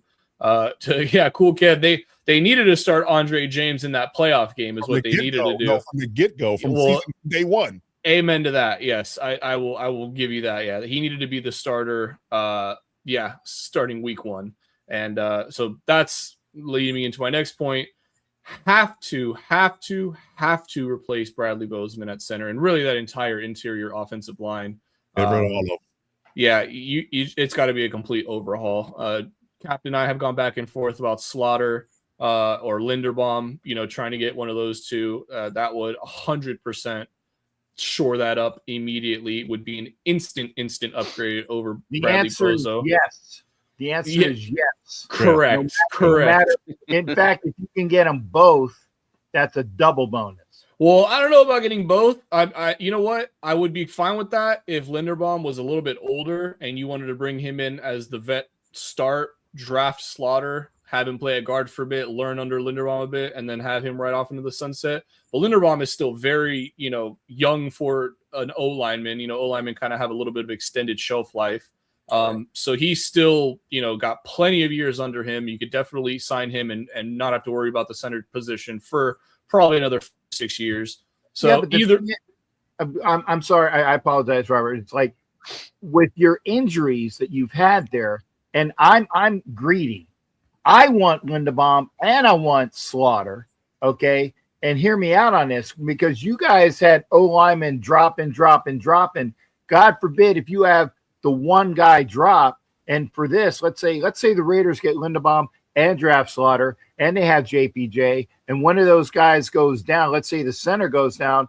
the Raiders would have 2 centers backing him up that they could use immediately, which is why not that you can't have your cake and eat it too, but it would be great to have that because you have the durability and the flexibility where the guard can play center. The center, you go your tiers on center. That's why I'm greedy. I want Linderbaum and I want Slaughter. Yeah, I definitely I agree with that. You can never have too many O-line. It's the one position where you just want to have as many as you can because they are quite literally hitting guys, massive 250-pound plus 300-pound guys every single play. It's just bound that eventually you're going to get some wear and tear on them. So having those guys in the reserves to come in and fill in for them, I 100% agree, and it's something that I want to say.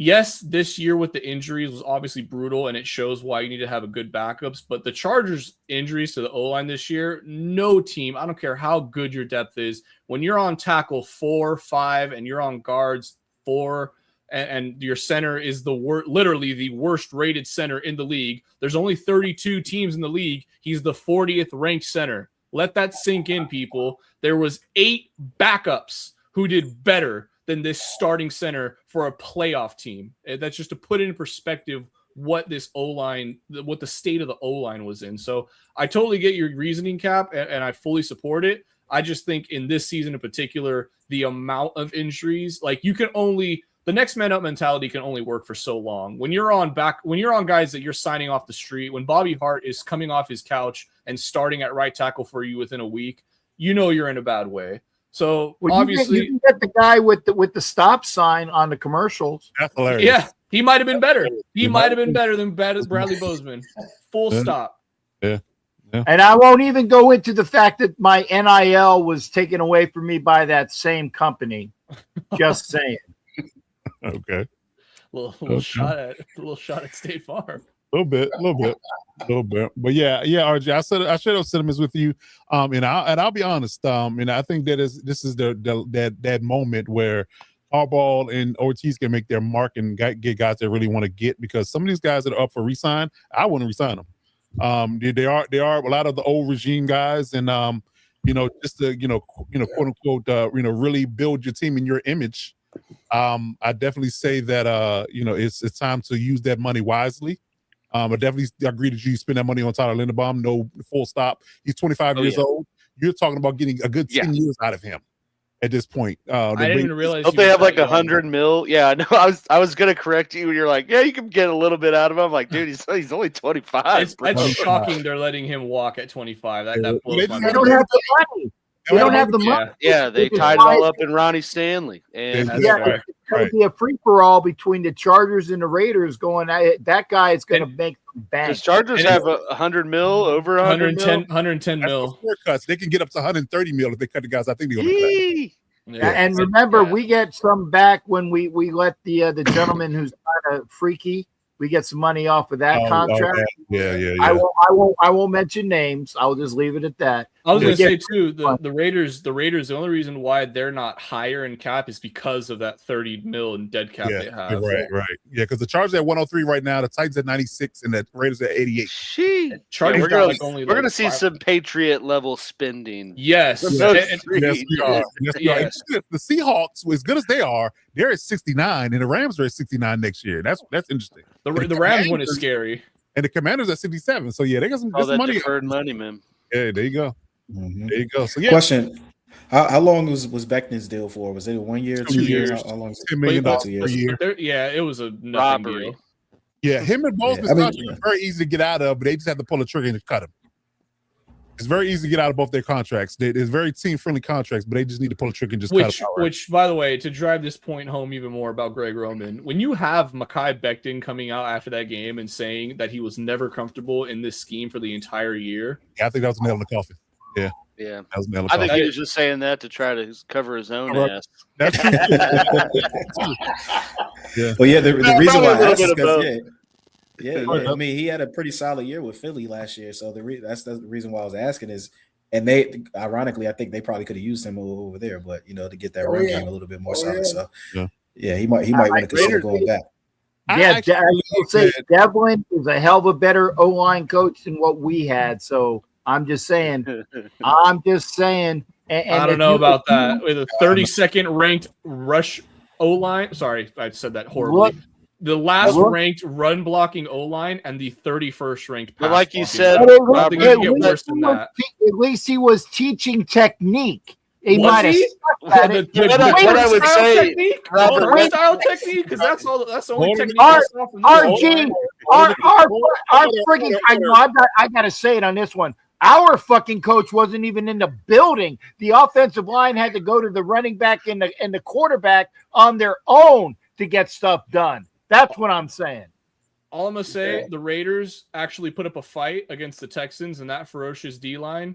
Chargers, Herbert was getting murdered all week. They had to pull the left tackle out of the game because he was getting absolutely destroyed by it. I get your O-line was awful. I think Geno made it way worse than it really was.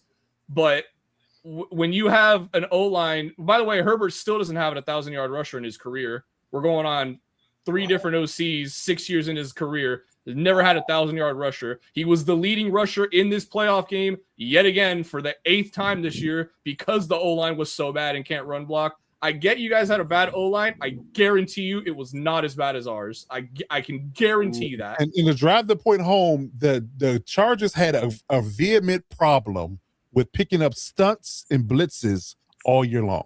That's coaching. Yeah. Football 101. Raiders had a better go at picking up stunts and blitzes with their O-line than the Chargers ever did. They got completely utterly jailhouse raped. And it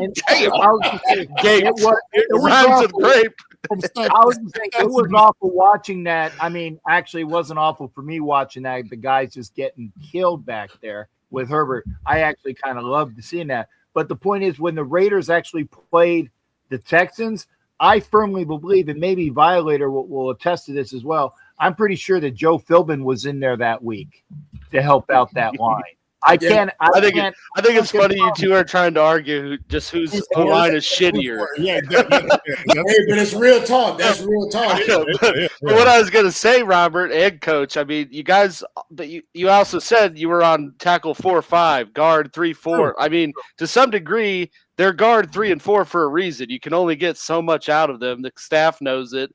So, like I said, when the game ended, I mean, the injuries, I think, just caught up to the Chargers, and that is what it is. If they were a healthy team, hell, they might have won the West. They might have been hosting a game. That game itself might have been different. So I think where they ended up ranked O-line-wise is somewhat expected with the people you were playing with. I mean, yeah, losing 2 All-Pro tackles is definitely, going to be some changes. But if you think about it, the pressure rate was always the interior O-line from last year. Yeah. The biggest was the interior O-line from the last year's regime. So, last year's team. So, and you run that back with only adding Becton, who was completely utterly porous outside of 1 year in Philly his entire career. That's just because he played around really good. Yeah, when you got an all-pro right tackle and an all-pro center. Yeah, you play around all pros in every and right tackle. Right. You got all pros from and left guard. Dickerson's pretty damn good. Basically, the whole line is solid. Thank you. So that covered up a lot of his misgivings, in my opinion. So yeah, we got fleeced on that one again. Again, that's another one of those. What's the boy's name from the corner from the Patriots? J.C. Jackson. Don't remind me. I've erased that memory from my head. And you had to bring that back up. Makai Becton gave us a solid because between him and Bozeman, their combined cap hit to cut him is $3 million. Oh, yeah, that's nothing. Easiest cuts of this offseason. You just gotta go. Pull the trigger on it today. Get him and get him out of the building. Yeah, you don't have if I'm him, I'm going back to Philly. You don't have to go home. You need to get the out of here, man. Yeah, it's like amen. Tell him, Cap. That's exactly it. So yeah. Funny question. Now, looking at both of our teams, looking at old linemen, I just had a quick thought. I'm like, what if they let Becton go and he comes to us? And I'm just like, I wasn't impressed because I expected more out of him too, man. Be careful what you wish for. That's all I can say. Be careful what you wish for. Yeah. Well, and also be careful what you wish for with James. You think he's a savior, and I'm like, oh man, that's we're to Bozeman. Yes, so bad. We wanted James. That's what we're saying. Bozeman was so bad, we would prefer James. There are clips out there, Cap, of Bozeman making a call this season, and his quarterback is yelling no at him. I saw that. That's not good. I saw that. And No. after when he said no, guess who came screaming up the A gap right past Bozeman? What? Right on cue. Like I said, turnstile technique. Exactly. It was a freaking dumpster fire. It really was. So real quick, all right. It's 4th and goal. You got one lineman down, right? Lord. Would you rather have Bozeman or Falele? Falele all day. Falele 100%. Falele all day. Falele probably will get like a holding call or something, but he will not end up flat on his ass watching. I was going to say there's no Faleleing here. I've been told that is a word that I cannot use.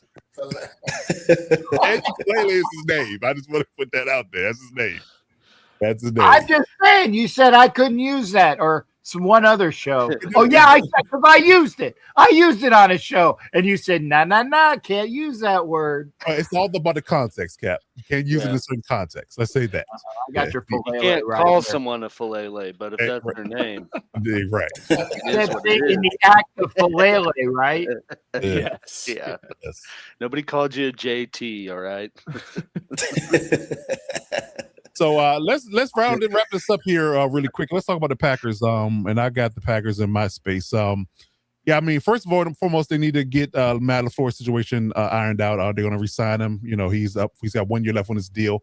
Buzzings around the idea that the long-term executive for the Packers moved over to the Dolphins. And they have an opening. So if their contract don't go well, he'd be calling him tomorrow to take the job in Miami. But that's prime, priority one to get him settled because again, and I believe RG made the point about how, you don't let, piggyback on what Cap's point about, you don't let an offensive guy go when you don't have a succession plan, in place. So, who you bring in for him, that's going to be an upgrade if you do let him go. So you have to figure that part out. So once you do that, and I think in my opinion, you should bring him back. I don't think you should move off of him at all. He's built a lot of chemistry and he's brought this offense up to where it is. Jordan Love, because I'll be honest with you, Jordan Love played marvelous in that playoff game. There wasn't not his fault at all that they lost that game. He played marvelous. Just the defense let them down, and I think they were just marred by injuries. To AG's point about the Chargers, they just injuries caught up with them. No Michael Parsons, no Devontae Wyatt. A lot of players out. Their linebacker came out of the game in the middle of it. He didn't return, so they were just missing so many pieces, and they gave us so many points at the wrong time. So, getting Michael Parsons back at some point. If I'm him, I would be very cautious and being very intentional about my rehab and make sure I'm healthy. Coming off the ACL because of the speed and the violence that he plays with, you don't want to mess around with having a weak ACL, because you'll mess around and hurt that or something else coming back too fast. But once they get him back, Devontae Wyatt back, bring back the core guys, and they always draft well, I think they're in pretty good position. But I do believe they need to, again, another group that they draft pretty well and don't have to really go into free agency for is O-line. They got to fix their O-line too. They've lost some guys and kind of been mixing, maxing, and shuffling, and it's still been working decent. And that goes back to my coaching point. Like, how did the hell the Packers seem to always figure out O-line with a bunch of guys you never heard of, and they can play O-line good in their space, but the Chargers can't get it right at all throughout the entire season with guys that have been around the league. But coaching. Thank you. Thank you for proving my point, Tyler. Thank you, coaching. Message. This is all out on his ass. But that's a whole nother conversation. But yes, the Packers, I mean, they're in a prime spot. I think they can add some secondary help, get a corner or two. I think that will help them out and from the coverage perspective, because I think that we're all saying that them losing Jair Alexander and Eric Stokes and guys that were staples in that defense was going to be a hit. They made it work with that pass rush early in the season, but when that pass rush got weak, with losing Mike and those guys, then the secondary kind of got exposed. So I think that I think they got some patchwork to do, but I don't think it's an overhaul or complete utter change that they need to do. Just fix some areas here, some quick little patchwork, flex seals on these leaks, and they'll be right back at it. And I think that they're healthy and completely whole by the start of the season, they'll be the favorites for the division again, and it's gonna be a fight because again the Bears look good. The Lions should retool whoever they get at OC. Yeah, where are they from? Where are they from, Coach? That's why they own. Yes, while they on. Can't make a show without the one Deschwa at least. Gotta have it. But yeah, I think outside of that, man, I think that it's going to be some patchwork here, but I think they'll be right back at it. But I think they should bring LaFleur back, just to quickly add in this segment here. But yeah. But good stuff though. Good stuff. Good analysis overall. But let's move on quickly. Let's go down the line real quick and let's do a quick do you believe. Let's talk about what our rolling segment in our first reaction questions to these inquiries I have from the panel. So really quickly, let's get into a quick round robin here. I'm gonna start with Dub. Do you believe that Caleb Williams' accuracy will cost the Bears in the playoffs? Accuracy, no. I don't believe his accuracy will cost them. Maybe his decision making.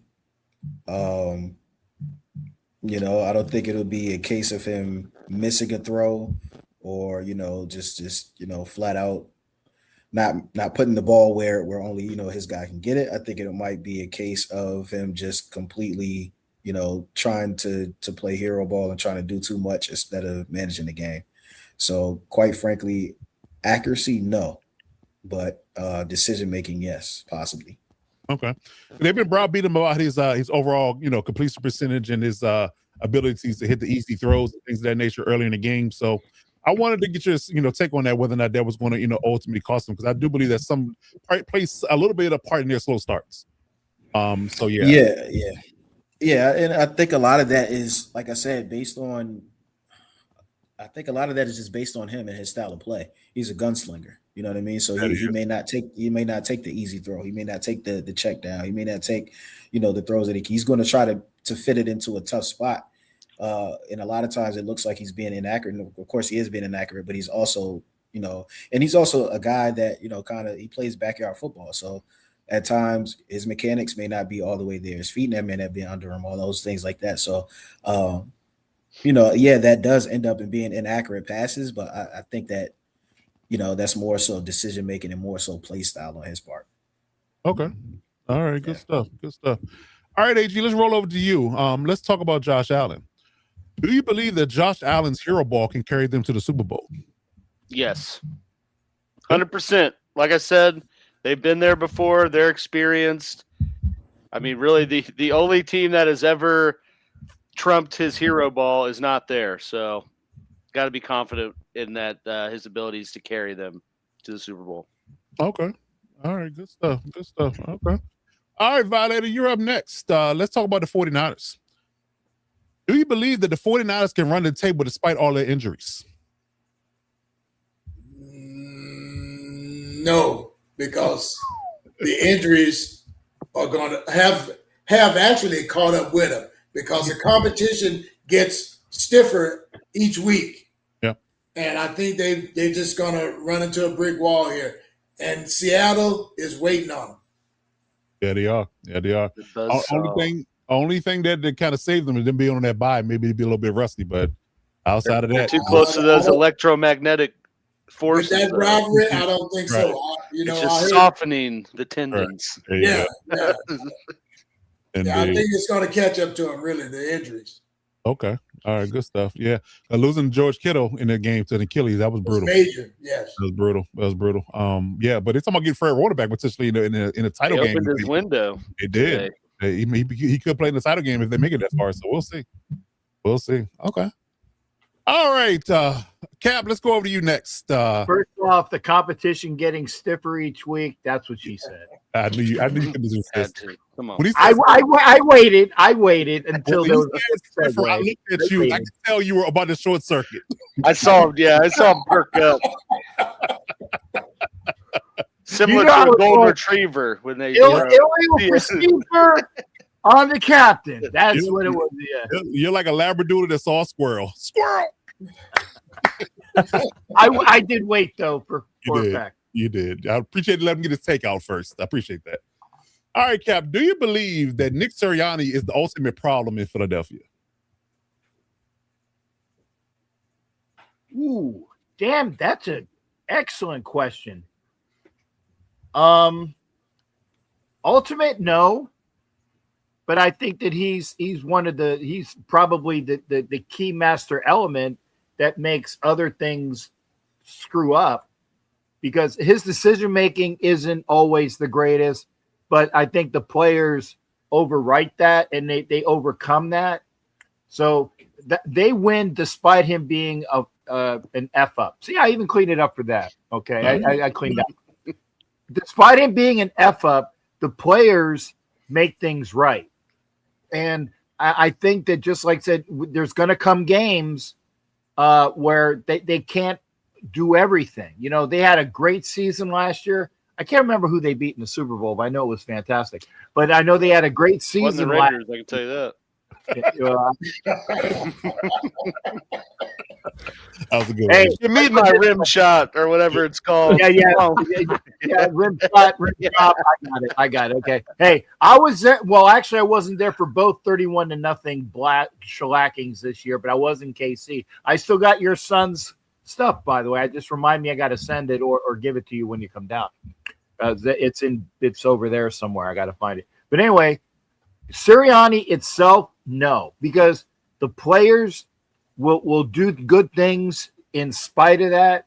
I think that he definitely, you, Coach, you said this, they go from a great OC to a shitty OC to a great OC to a shitty OC by rule, or kind of like what we're expecting. Thank you. Damn, way to hit these damn words when I'm befuddling them. You know, by pattern, they're in store for a good OC, and that's why I said when Dub was saying you got one that just quit a team and is looking to get better, and I think that Kingsbury would be a good upgrade for him, because he works with people like that. He sucks as a head coach. I can say that about a bunch of different coordinators, but as an OC, I think he could work well with what he's got there. And the other thing is, he might be able to kind of like Mike White, may he rest in peace, Mike White, the former head coach. Mike White was there to stab, I think it was Art Shell in the back, and took the team from him. Kingsbury might be there to stab Sirianni in the back and take the Eagles from him too. So I think that's the best place. They just need a good OC. I think they're due for one, but Sirianni itself is not the full issue. And thank God they got Howie Roseman too. Yeah, that's for sure. A great GM is covering up a lot of those misgivings and a lot of dysfunction. That's for sure. Because I think Sirianni puts the function in dysfunction. Yeah. So we'll see. We'll see. All right, RG. I had a easy one for you, and I'm gonna have to change a little bit because it actually is mute now that they made a firing today. Because my original question was, do we think that the Chargers will be held back by Harbaugh's loyalty? But clearly that's not the case, because he fired Devlin and Roman today. So clearly the loyalty thing is out the door. But so the caveat to this is that, do you believe that the Chargers defense will go into a decline if Jesse Minter is hired as a head coach? Yes. I don't think it'll be I don't know if it'll be a massive steps back though, however. And I, as much as I don't want him to leave, we can change that to when Jesse Minter is hired as a head coach, because he is going to get hired as a head coach this coaching cycle. There's 9 openings in the NFL. He's going to get one of them, whether it's absolutely insane. Had the Bills lost this weekend, it probably would have been 10. Yeah. Yep. So, I 100% believe it will, which is why the offense is going to have to take a massive upgrade, because that defense is not going to be able to be holding teams to less than 20 points per game week in and week out anymore. This is still going to be good, still going to be opportunistic, but I definitely think, when Jesse Minter leaves, this defense will definitely take a step back. I like it. Okay, good stuff. You didn't mention Michigan too. That's another possibility. So just in case he doesn't want a head coaching job in the NFL, he can go back to the Michigan ties. Just saying. I think the only way he would go back to Michigan would be if he flamed out in the NFL. I think after going into the NFL and his 2 years in the NFL as the DC for the Chargers, #1 scoring defense last year, top 5 scoring defense again this year. I mean, I think he's well in line for a head coaching opportunity. Yeah. And if you're in line for a head coaching opportunity in the NFL, you're almost never going to go back unless you're Saban, where it just flamed out miraculously. That was early though. He flamed out in the season. Yeah, and correct. It flamed out very early, and I think we've seen enough from Jesse Minter this far. Oh, I'm glad because I need something to knock the Chargers down a peg or two. I'm sure you are. Of course. All right, RG, you got one for me before we move on? Yes, sir. I got one for you. And this, it's playoff time, so it had to be a playoff question. Okay. I think I got a pretty interesting one here too. Do you believe that our Super Bowl matchup this year will be both wild card teams? Wow. Okay. Well, I have my Rams take still bubbling, so that started at the beginning of the season. So that's one. They were a wild card team, yes. Although I thought they were in the division, so I didn't think they'd be in this position, but they are a wild card team. So that's one. Two. Well, shoot, we got two. We got two. 1, 2 seed. Texans or Bills.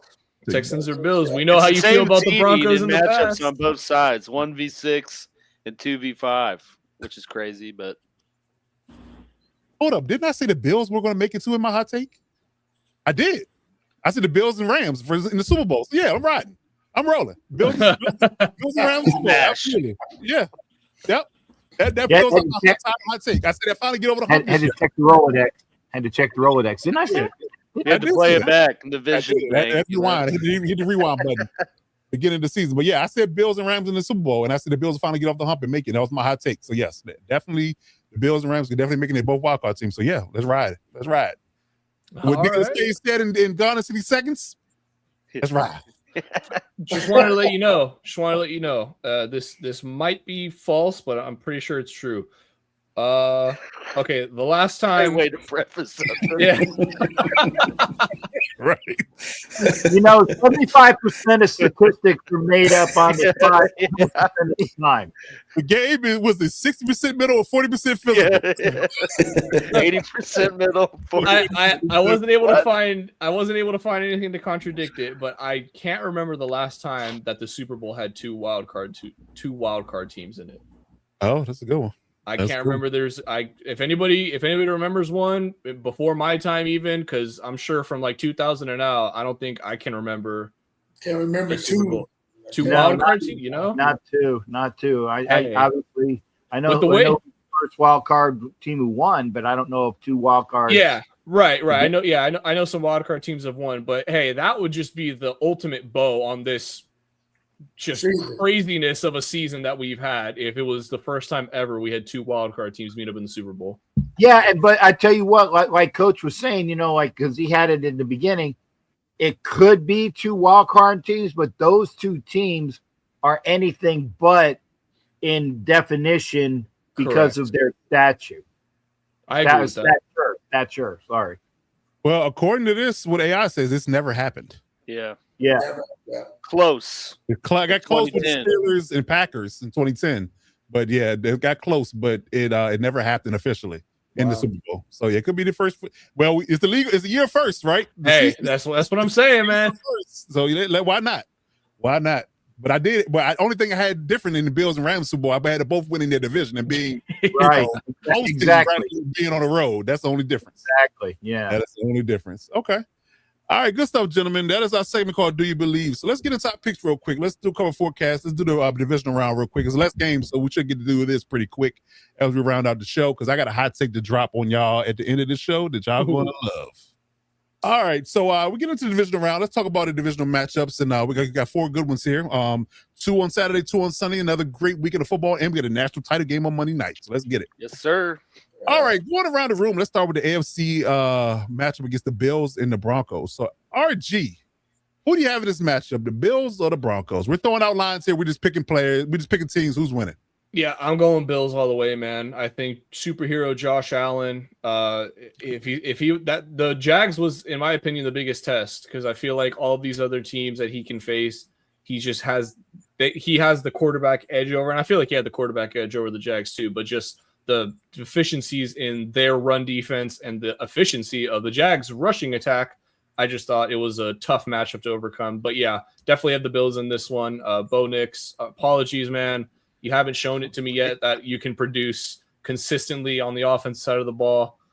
And this Bills defense is fantastic. They're the best at stopping the run. So you make Bo Nix one-dimensional, with that, lack of receiving threats he has, I feel like the Bills can win this one. And I don't want to say can win it easily because that Broncos defense keeps them in every game, but this one could be a potentially coast win for the Bills. Okay, I like it. All right, AG, who you got? Bills or Broncos? Bills. Easy. Experience versus inexperience, and the way the Broncos have won, that's got to run out at some point.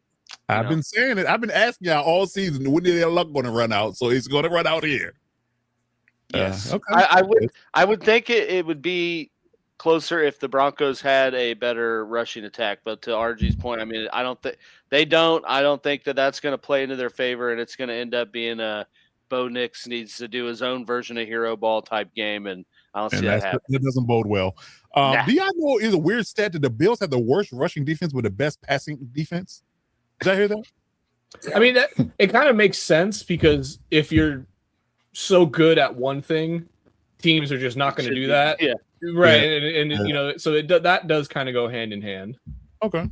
All right. Good stuff. All right, Dub, who you got in this matchup? Bills or Broncos? Same as everybody else. I'm going Bills. I'm going Bills. Okay. Yes. Good stuff. All right, Violet, who you got? Mafia, Bills Mafia. Let's go, man. Smash the table in eulogy. Not eulogy.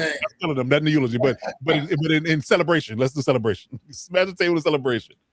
Indeed. All right, Cap, who you got? Bills or Broncos? Well, first off, Coach Dub, like Lee Corso used to say, not so fast, but yes, it's fast. Bills. I'm just saying, you were speaking for me before I even said it, but I'm just. I like it. Okay, good stuff. I think I had that. There you go. Hey, if anything, I'm giving you your drops when you need to put them in. I like it. Okay, good stuff. Well, I'm riding with the Bills based on my hot take from last second. Yeah, riding with the Bills for sure. All right, let's do the other AFC matchup: Texans and Patriots. Who you got, RG? Give me the Texans, man. That defense is just way too hellacious. I think Drake May against our defense looked very shaky. Now, that could be first playoff game jitters. You can attribute it to that, but I feel like he is going to be going up against a much tougher defense in the Texans, a much better pass rush, as great as the Chargers pass rush was. I think the Broncos. Oh my God, what? Rewind that one. Yeah, rewind back. Let me start over. I think the Texans will come away with a victory here, and it's probably going to be a low scoring one. It probably will be. Defensive matchup for sure. All right, AG, who you got? Texans or Patriots? Pats. I'm going Pats, dude. Ooh. Okay. All right, I'm riding with New England home game. I Texans do have a great defense. I don't disagree, but I think the Pats defense is slept on, and we haven't seen a lot out of Stroud and that Houston offense for me to think it's going to be like he's going to be able to get it done at the end of the game. And I mean, if you take away the 14 points Rodgers gifted to him last Monday night, totally different game. So agreed. Okay, good stuff. All right, Dub, who you got? Pats or Texans? I got Pats. I like the way that this team looks under this is a great head coaching matchup, by the way. I agree. Yeah. Yes, absolutely. Yeah, I love it. But I love what Vrabel's doing up there. It's really going to come down to CJ Stroud. I really just don't have faith in him right now. So yeah, I'm a little shaky. Boom. That too. Yeah, I agree. Okay. All right, Violetta, who you got? Texans or Pats? Like Coach Dub just said, Stroud seems a little bit shaky under pressure. I'm going to take the Pats at home. I like it. Okay. In a low scoring game too. Yeah, nail biter for sure. Okay. All right, Kat, who you got? Texans or Patriots? Well, I just had to grab my hat, but that don't mean I'm friggin' picking them.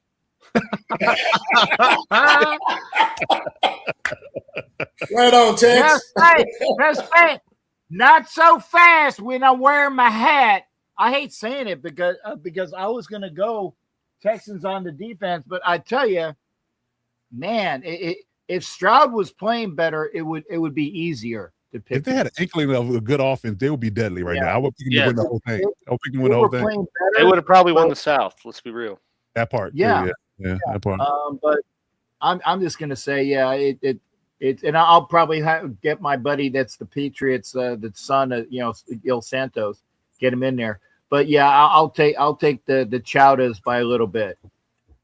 Yeah, I mean it's rough. I mean, I would say the Texans can generate more points on defense like they did last week, they definitely have a good shot at winning this game. Because like I said, their defense is hellacious, and again, they don't have, I think they have less weapons, from from Pat's perspective. They got Stephon Diggs and who else from a receiver perspective. So if you stick Stingley on Diggs, yeah, I mean, is Nico Collins hurt? He's in concussion protocol. Yeah.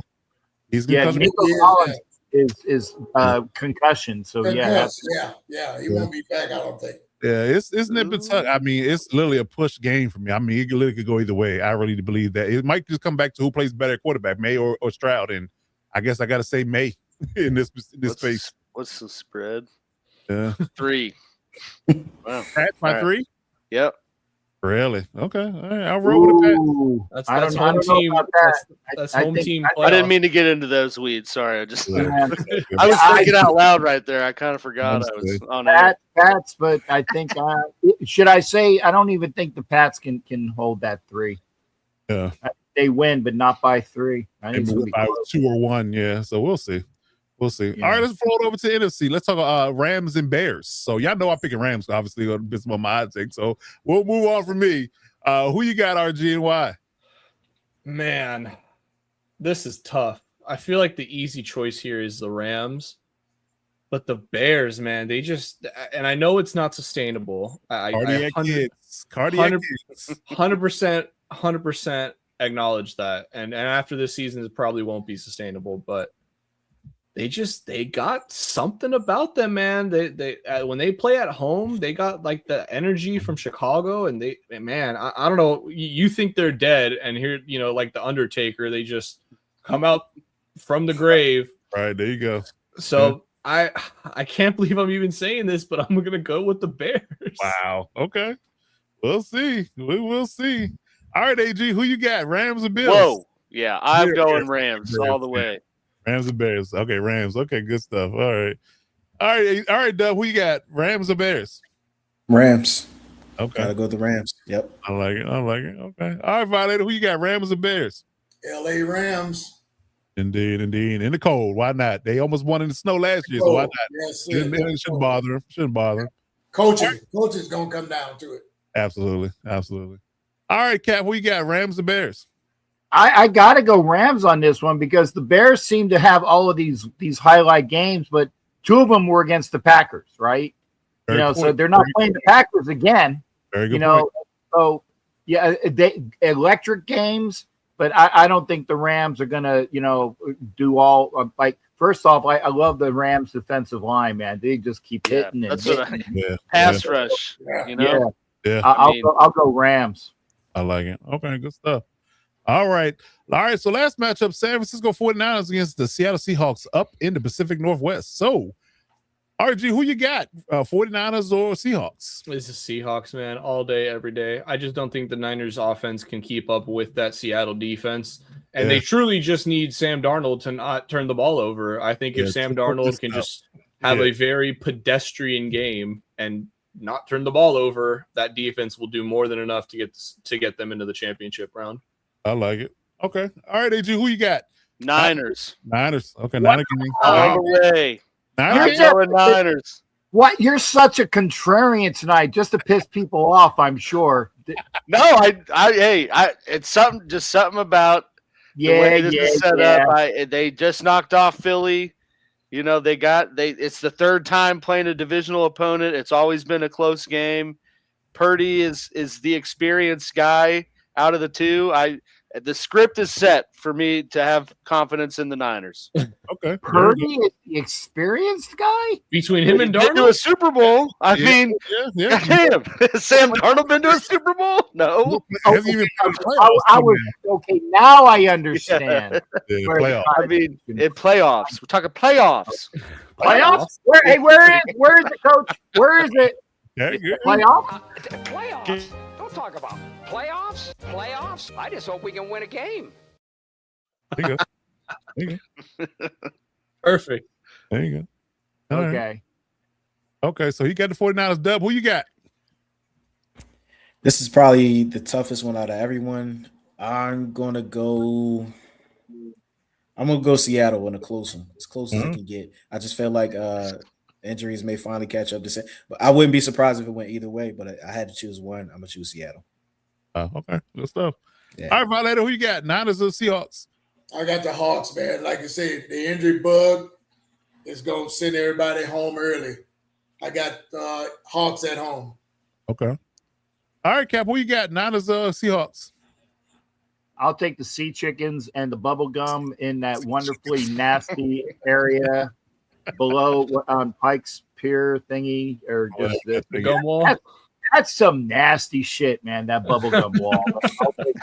I'll take the Seahawks and the bubble gum, or the Sea Chickens and the bubble gum. Brother. A lot of DNA. Yeah. Yeah. Probably Pete Carroll. I would say Pete Carroll probably put most of that shit up too. He's probably got his own section of that wall of just his gum. Yeah, that's just gross. That's how they caught the West Side Strangler, that wall. DNA evidence. Oh man. Okay. All right. Yeah, that's a tough one to call, man. It really is. I mean, they shut them down completely in their last matchup, 13-3. The offense wasn't great for Seattle, but neither was the offense for the Niners. They just couldn't do anything against the Seattle defense, man. That's again, Sam Brown just don't F it up. I think they definitely can win pretty easily. So I'm gonna roll with the Seahawks. We'll see how things roll. Rams Seahawks in the conference title game. I'm loving it. All right, good stuff. And one more pick. Just throwing it out there. I know this might not, make you happy, Cap, but I'm going with the Canes. I think they're going to win the national championship. Ooh, okay. Damn. One more pick. Yeah. I know you're a Gator, so. I know, and that's the only reason why. Remember, you cannot spell scum without I'm just saying. You cannot spell scum without But I will say that that's not a bad pick, because you got Miami playing at home, and they just been doing everything lights out, and I think that actually if Carson Beck can take that team over the top, because the defense is there, it's going to be a matter of who shines out who in the quarterback, and I think Mendoza will probably have a better game as far as stats. But Beck might be the guy who wins. Okay. Yeah. Looking forward to a good game. Man. Indiana's defense I was just saying, slept on. Give me Indiana that O-line. Yeah. I'm actually shocked. Indiana is a football school, bro. All right. Yeah. This year, I'm hoping that it's Indiana. Ain't no Bobby Knight here. All right. It's Signetti. It's Signetti, right. Like I said, I'm hoping it's Indiana, because man, I cannot. It'd be like living here in Tampa with those damn, fake Pirate fans. Thank God I shut their ass up quickly. But listening to friggin' whole year with a natty. Yeah, but a whole year for a natty. Yeah, it's crazy. I tell you what, the guy that the big Hurricane fan that you see on TV, he gets all the TV spots and whatnot. He actually lives here. Oh wow, okay. Dane Freaketti. A great guy, a tiny, skinny Mexican guy. That's not racist, because it's true. Tiny, skinny Mexican guy with all the ibis things on. Fantastic guy, but he will be belligerent for a year if you're right, Dub. I'm just saying. Yeah. Shame on you for going against Indiana, Dub. Shame on you, and you know why I said that. Yeah, completely different, but yeah, true. That's gonna be the best game right there, though. Yeah. I agree with that. The Monday night's going to cap it. Good games this weekend, but man, Monday night is going to be a thriller. That's going to be the best game. Monday night. Agreed. Okay, good stuff. All right, so let's get into our hot takes segment, our fourth and final, as we wrap up this podcast here. So, hot takes, gentlemen, hot takes. A lot of coaching changes, a lot of guys that are looking for work here, either be fired or resigning. Mike Tomlin, John Harbaugh, a few OCs, Kingsbury, Greg Roman, which I hope he don't get a job ever again in life. All out there in the atmosphere. So any hot takes that you guys want to deliver? Because mine is going to be a good one. I'm telling you right now. So if you don't want to follow what I got to say, go now. Well, I was going to say, didn't I give one already? You did. You did. What was it? I can't even remember. I'm trying to think now. Yeah, it was you so can't- early. It was early. It's That's somewhere. It was so fantastic of a hot take that I don't even It was remember. so what- good we forgot it. Exactly. Look, But I will get another one. I will get another one. We'll figure it out. But No. Yeah, you figure it out and put it out as a short. Okay, that's all I'm going to say. But I think, and this is going to, I think it really is a hot take. I think Robert Saleh is going to be the next head coach of the Raiders. Ooh. Yeah. That would be a great hire.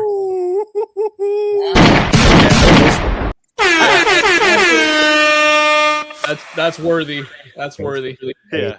Really, I like that one, Kevin. Yeah, I might be wrong, but I'm going to go out with full guns on that one. Besides the other hot take on that one, Okay. the one I can't I will remember. say, Yeah.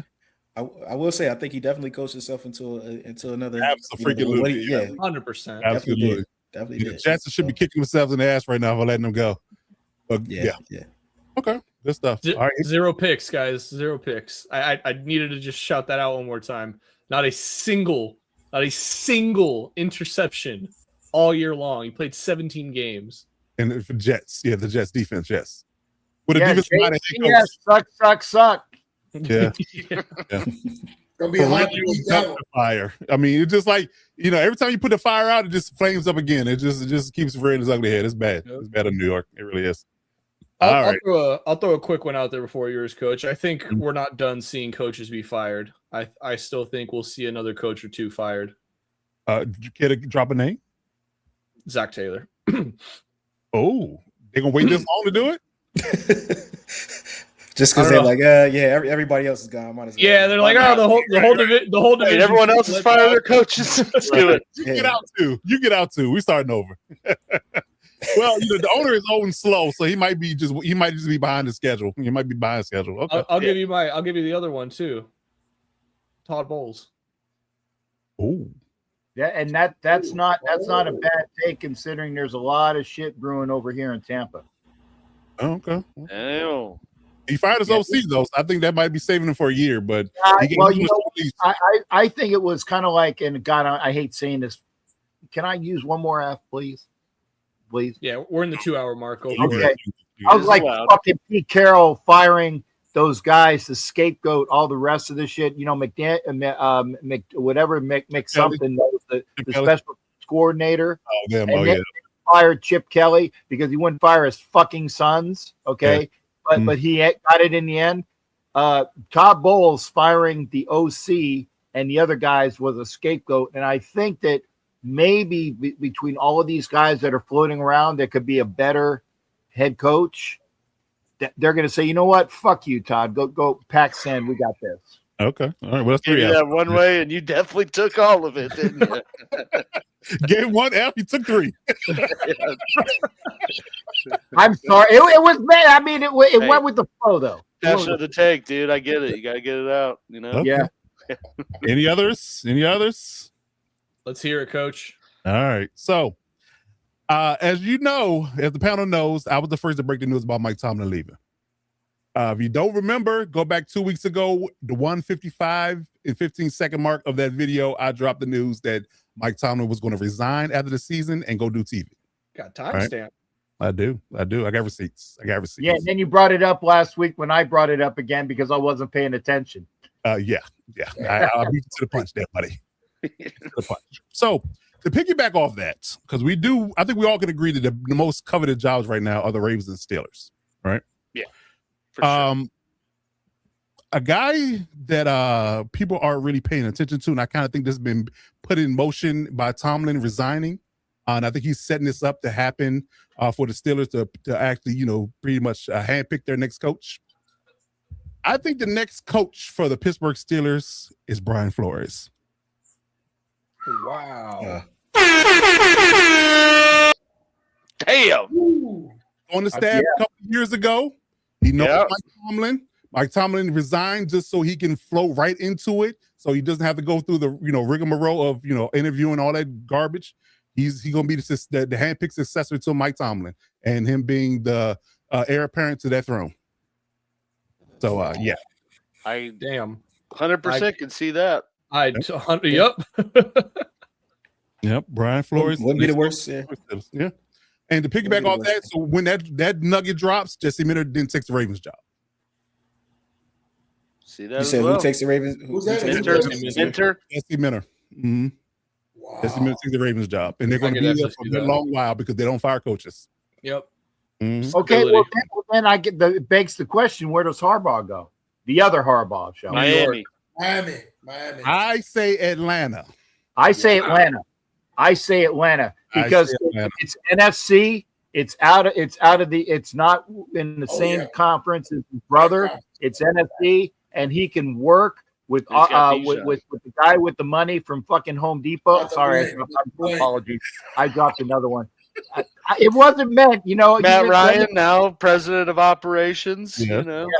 Yes. You let him go in Atlanta with the guy with money from Home Depot and somebody that will work with him. I think Harbaugh goes to Atlanta. I really do.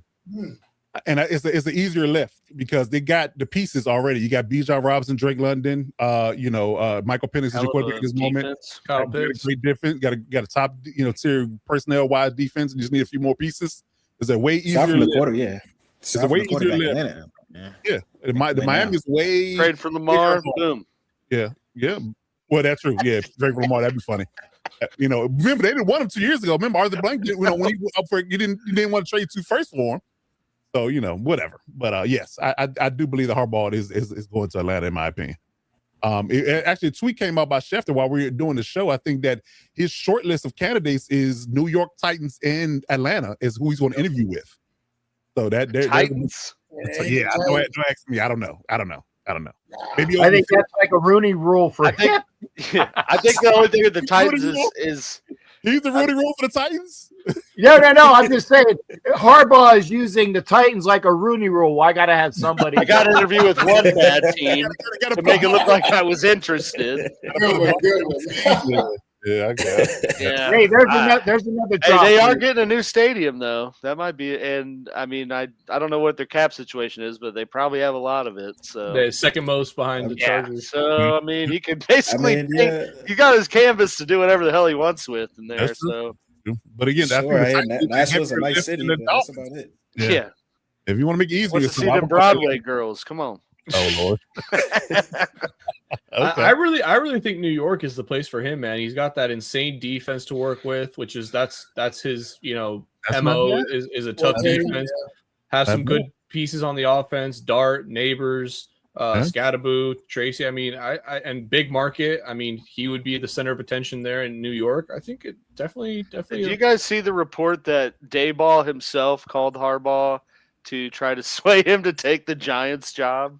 Really? Wait, what? See that.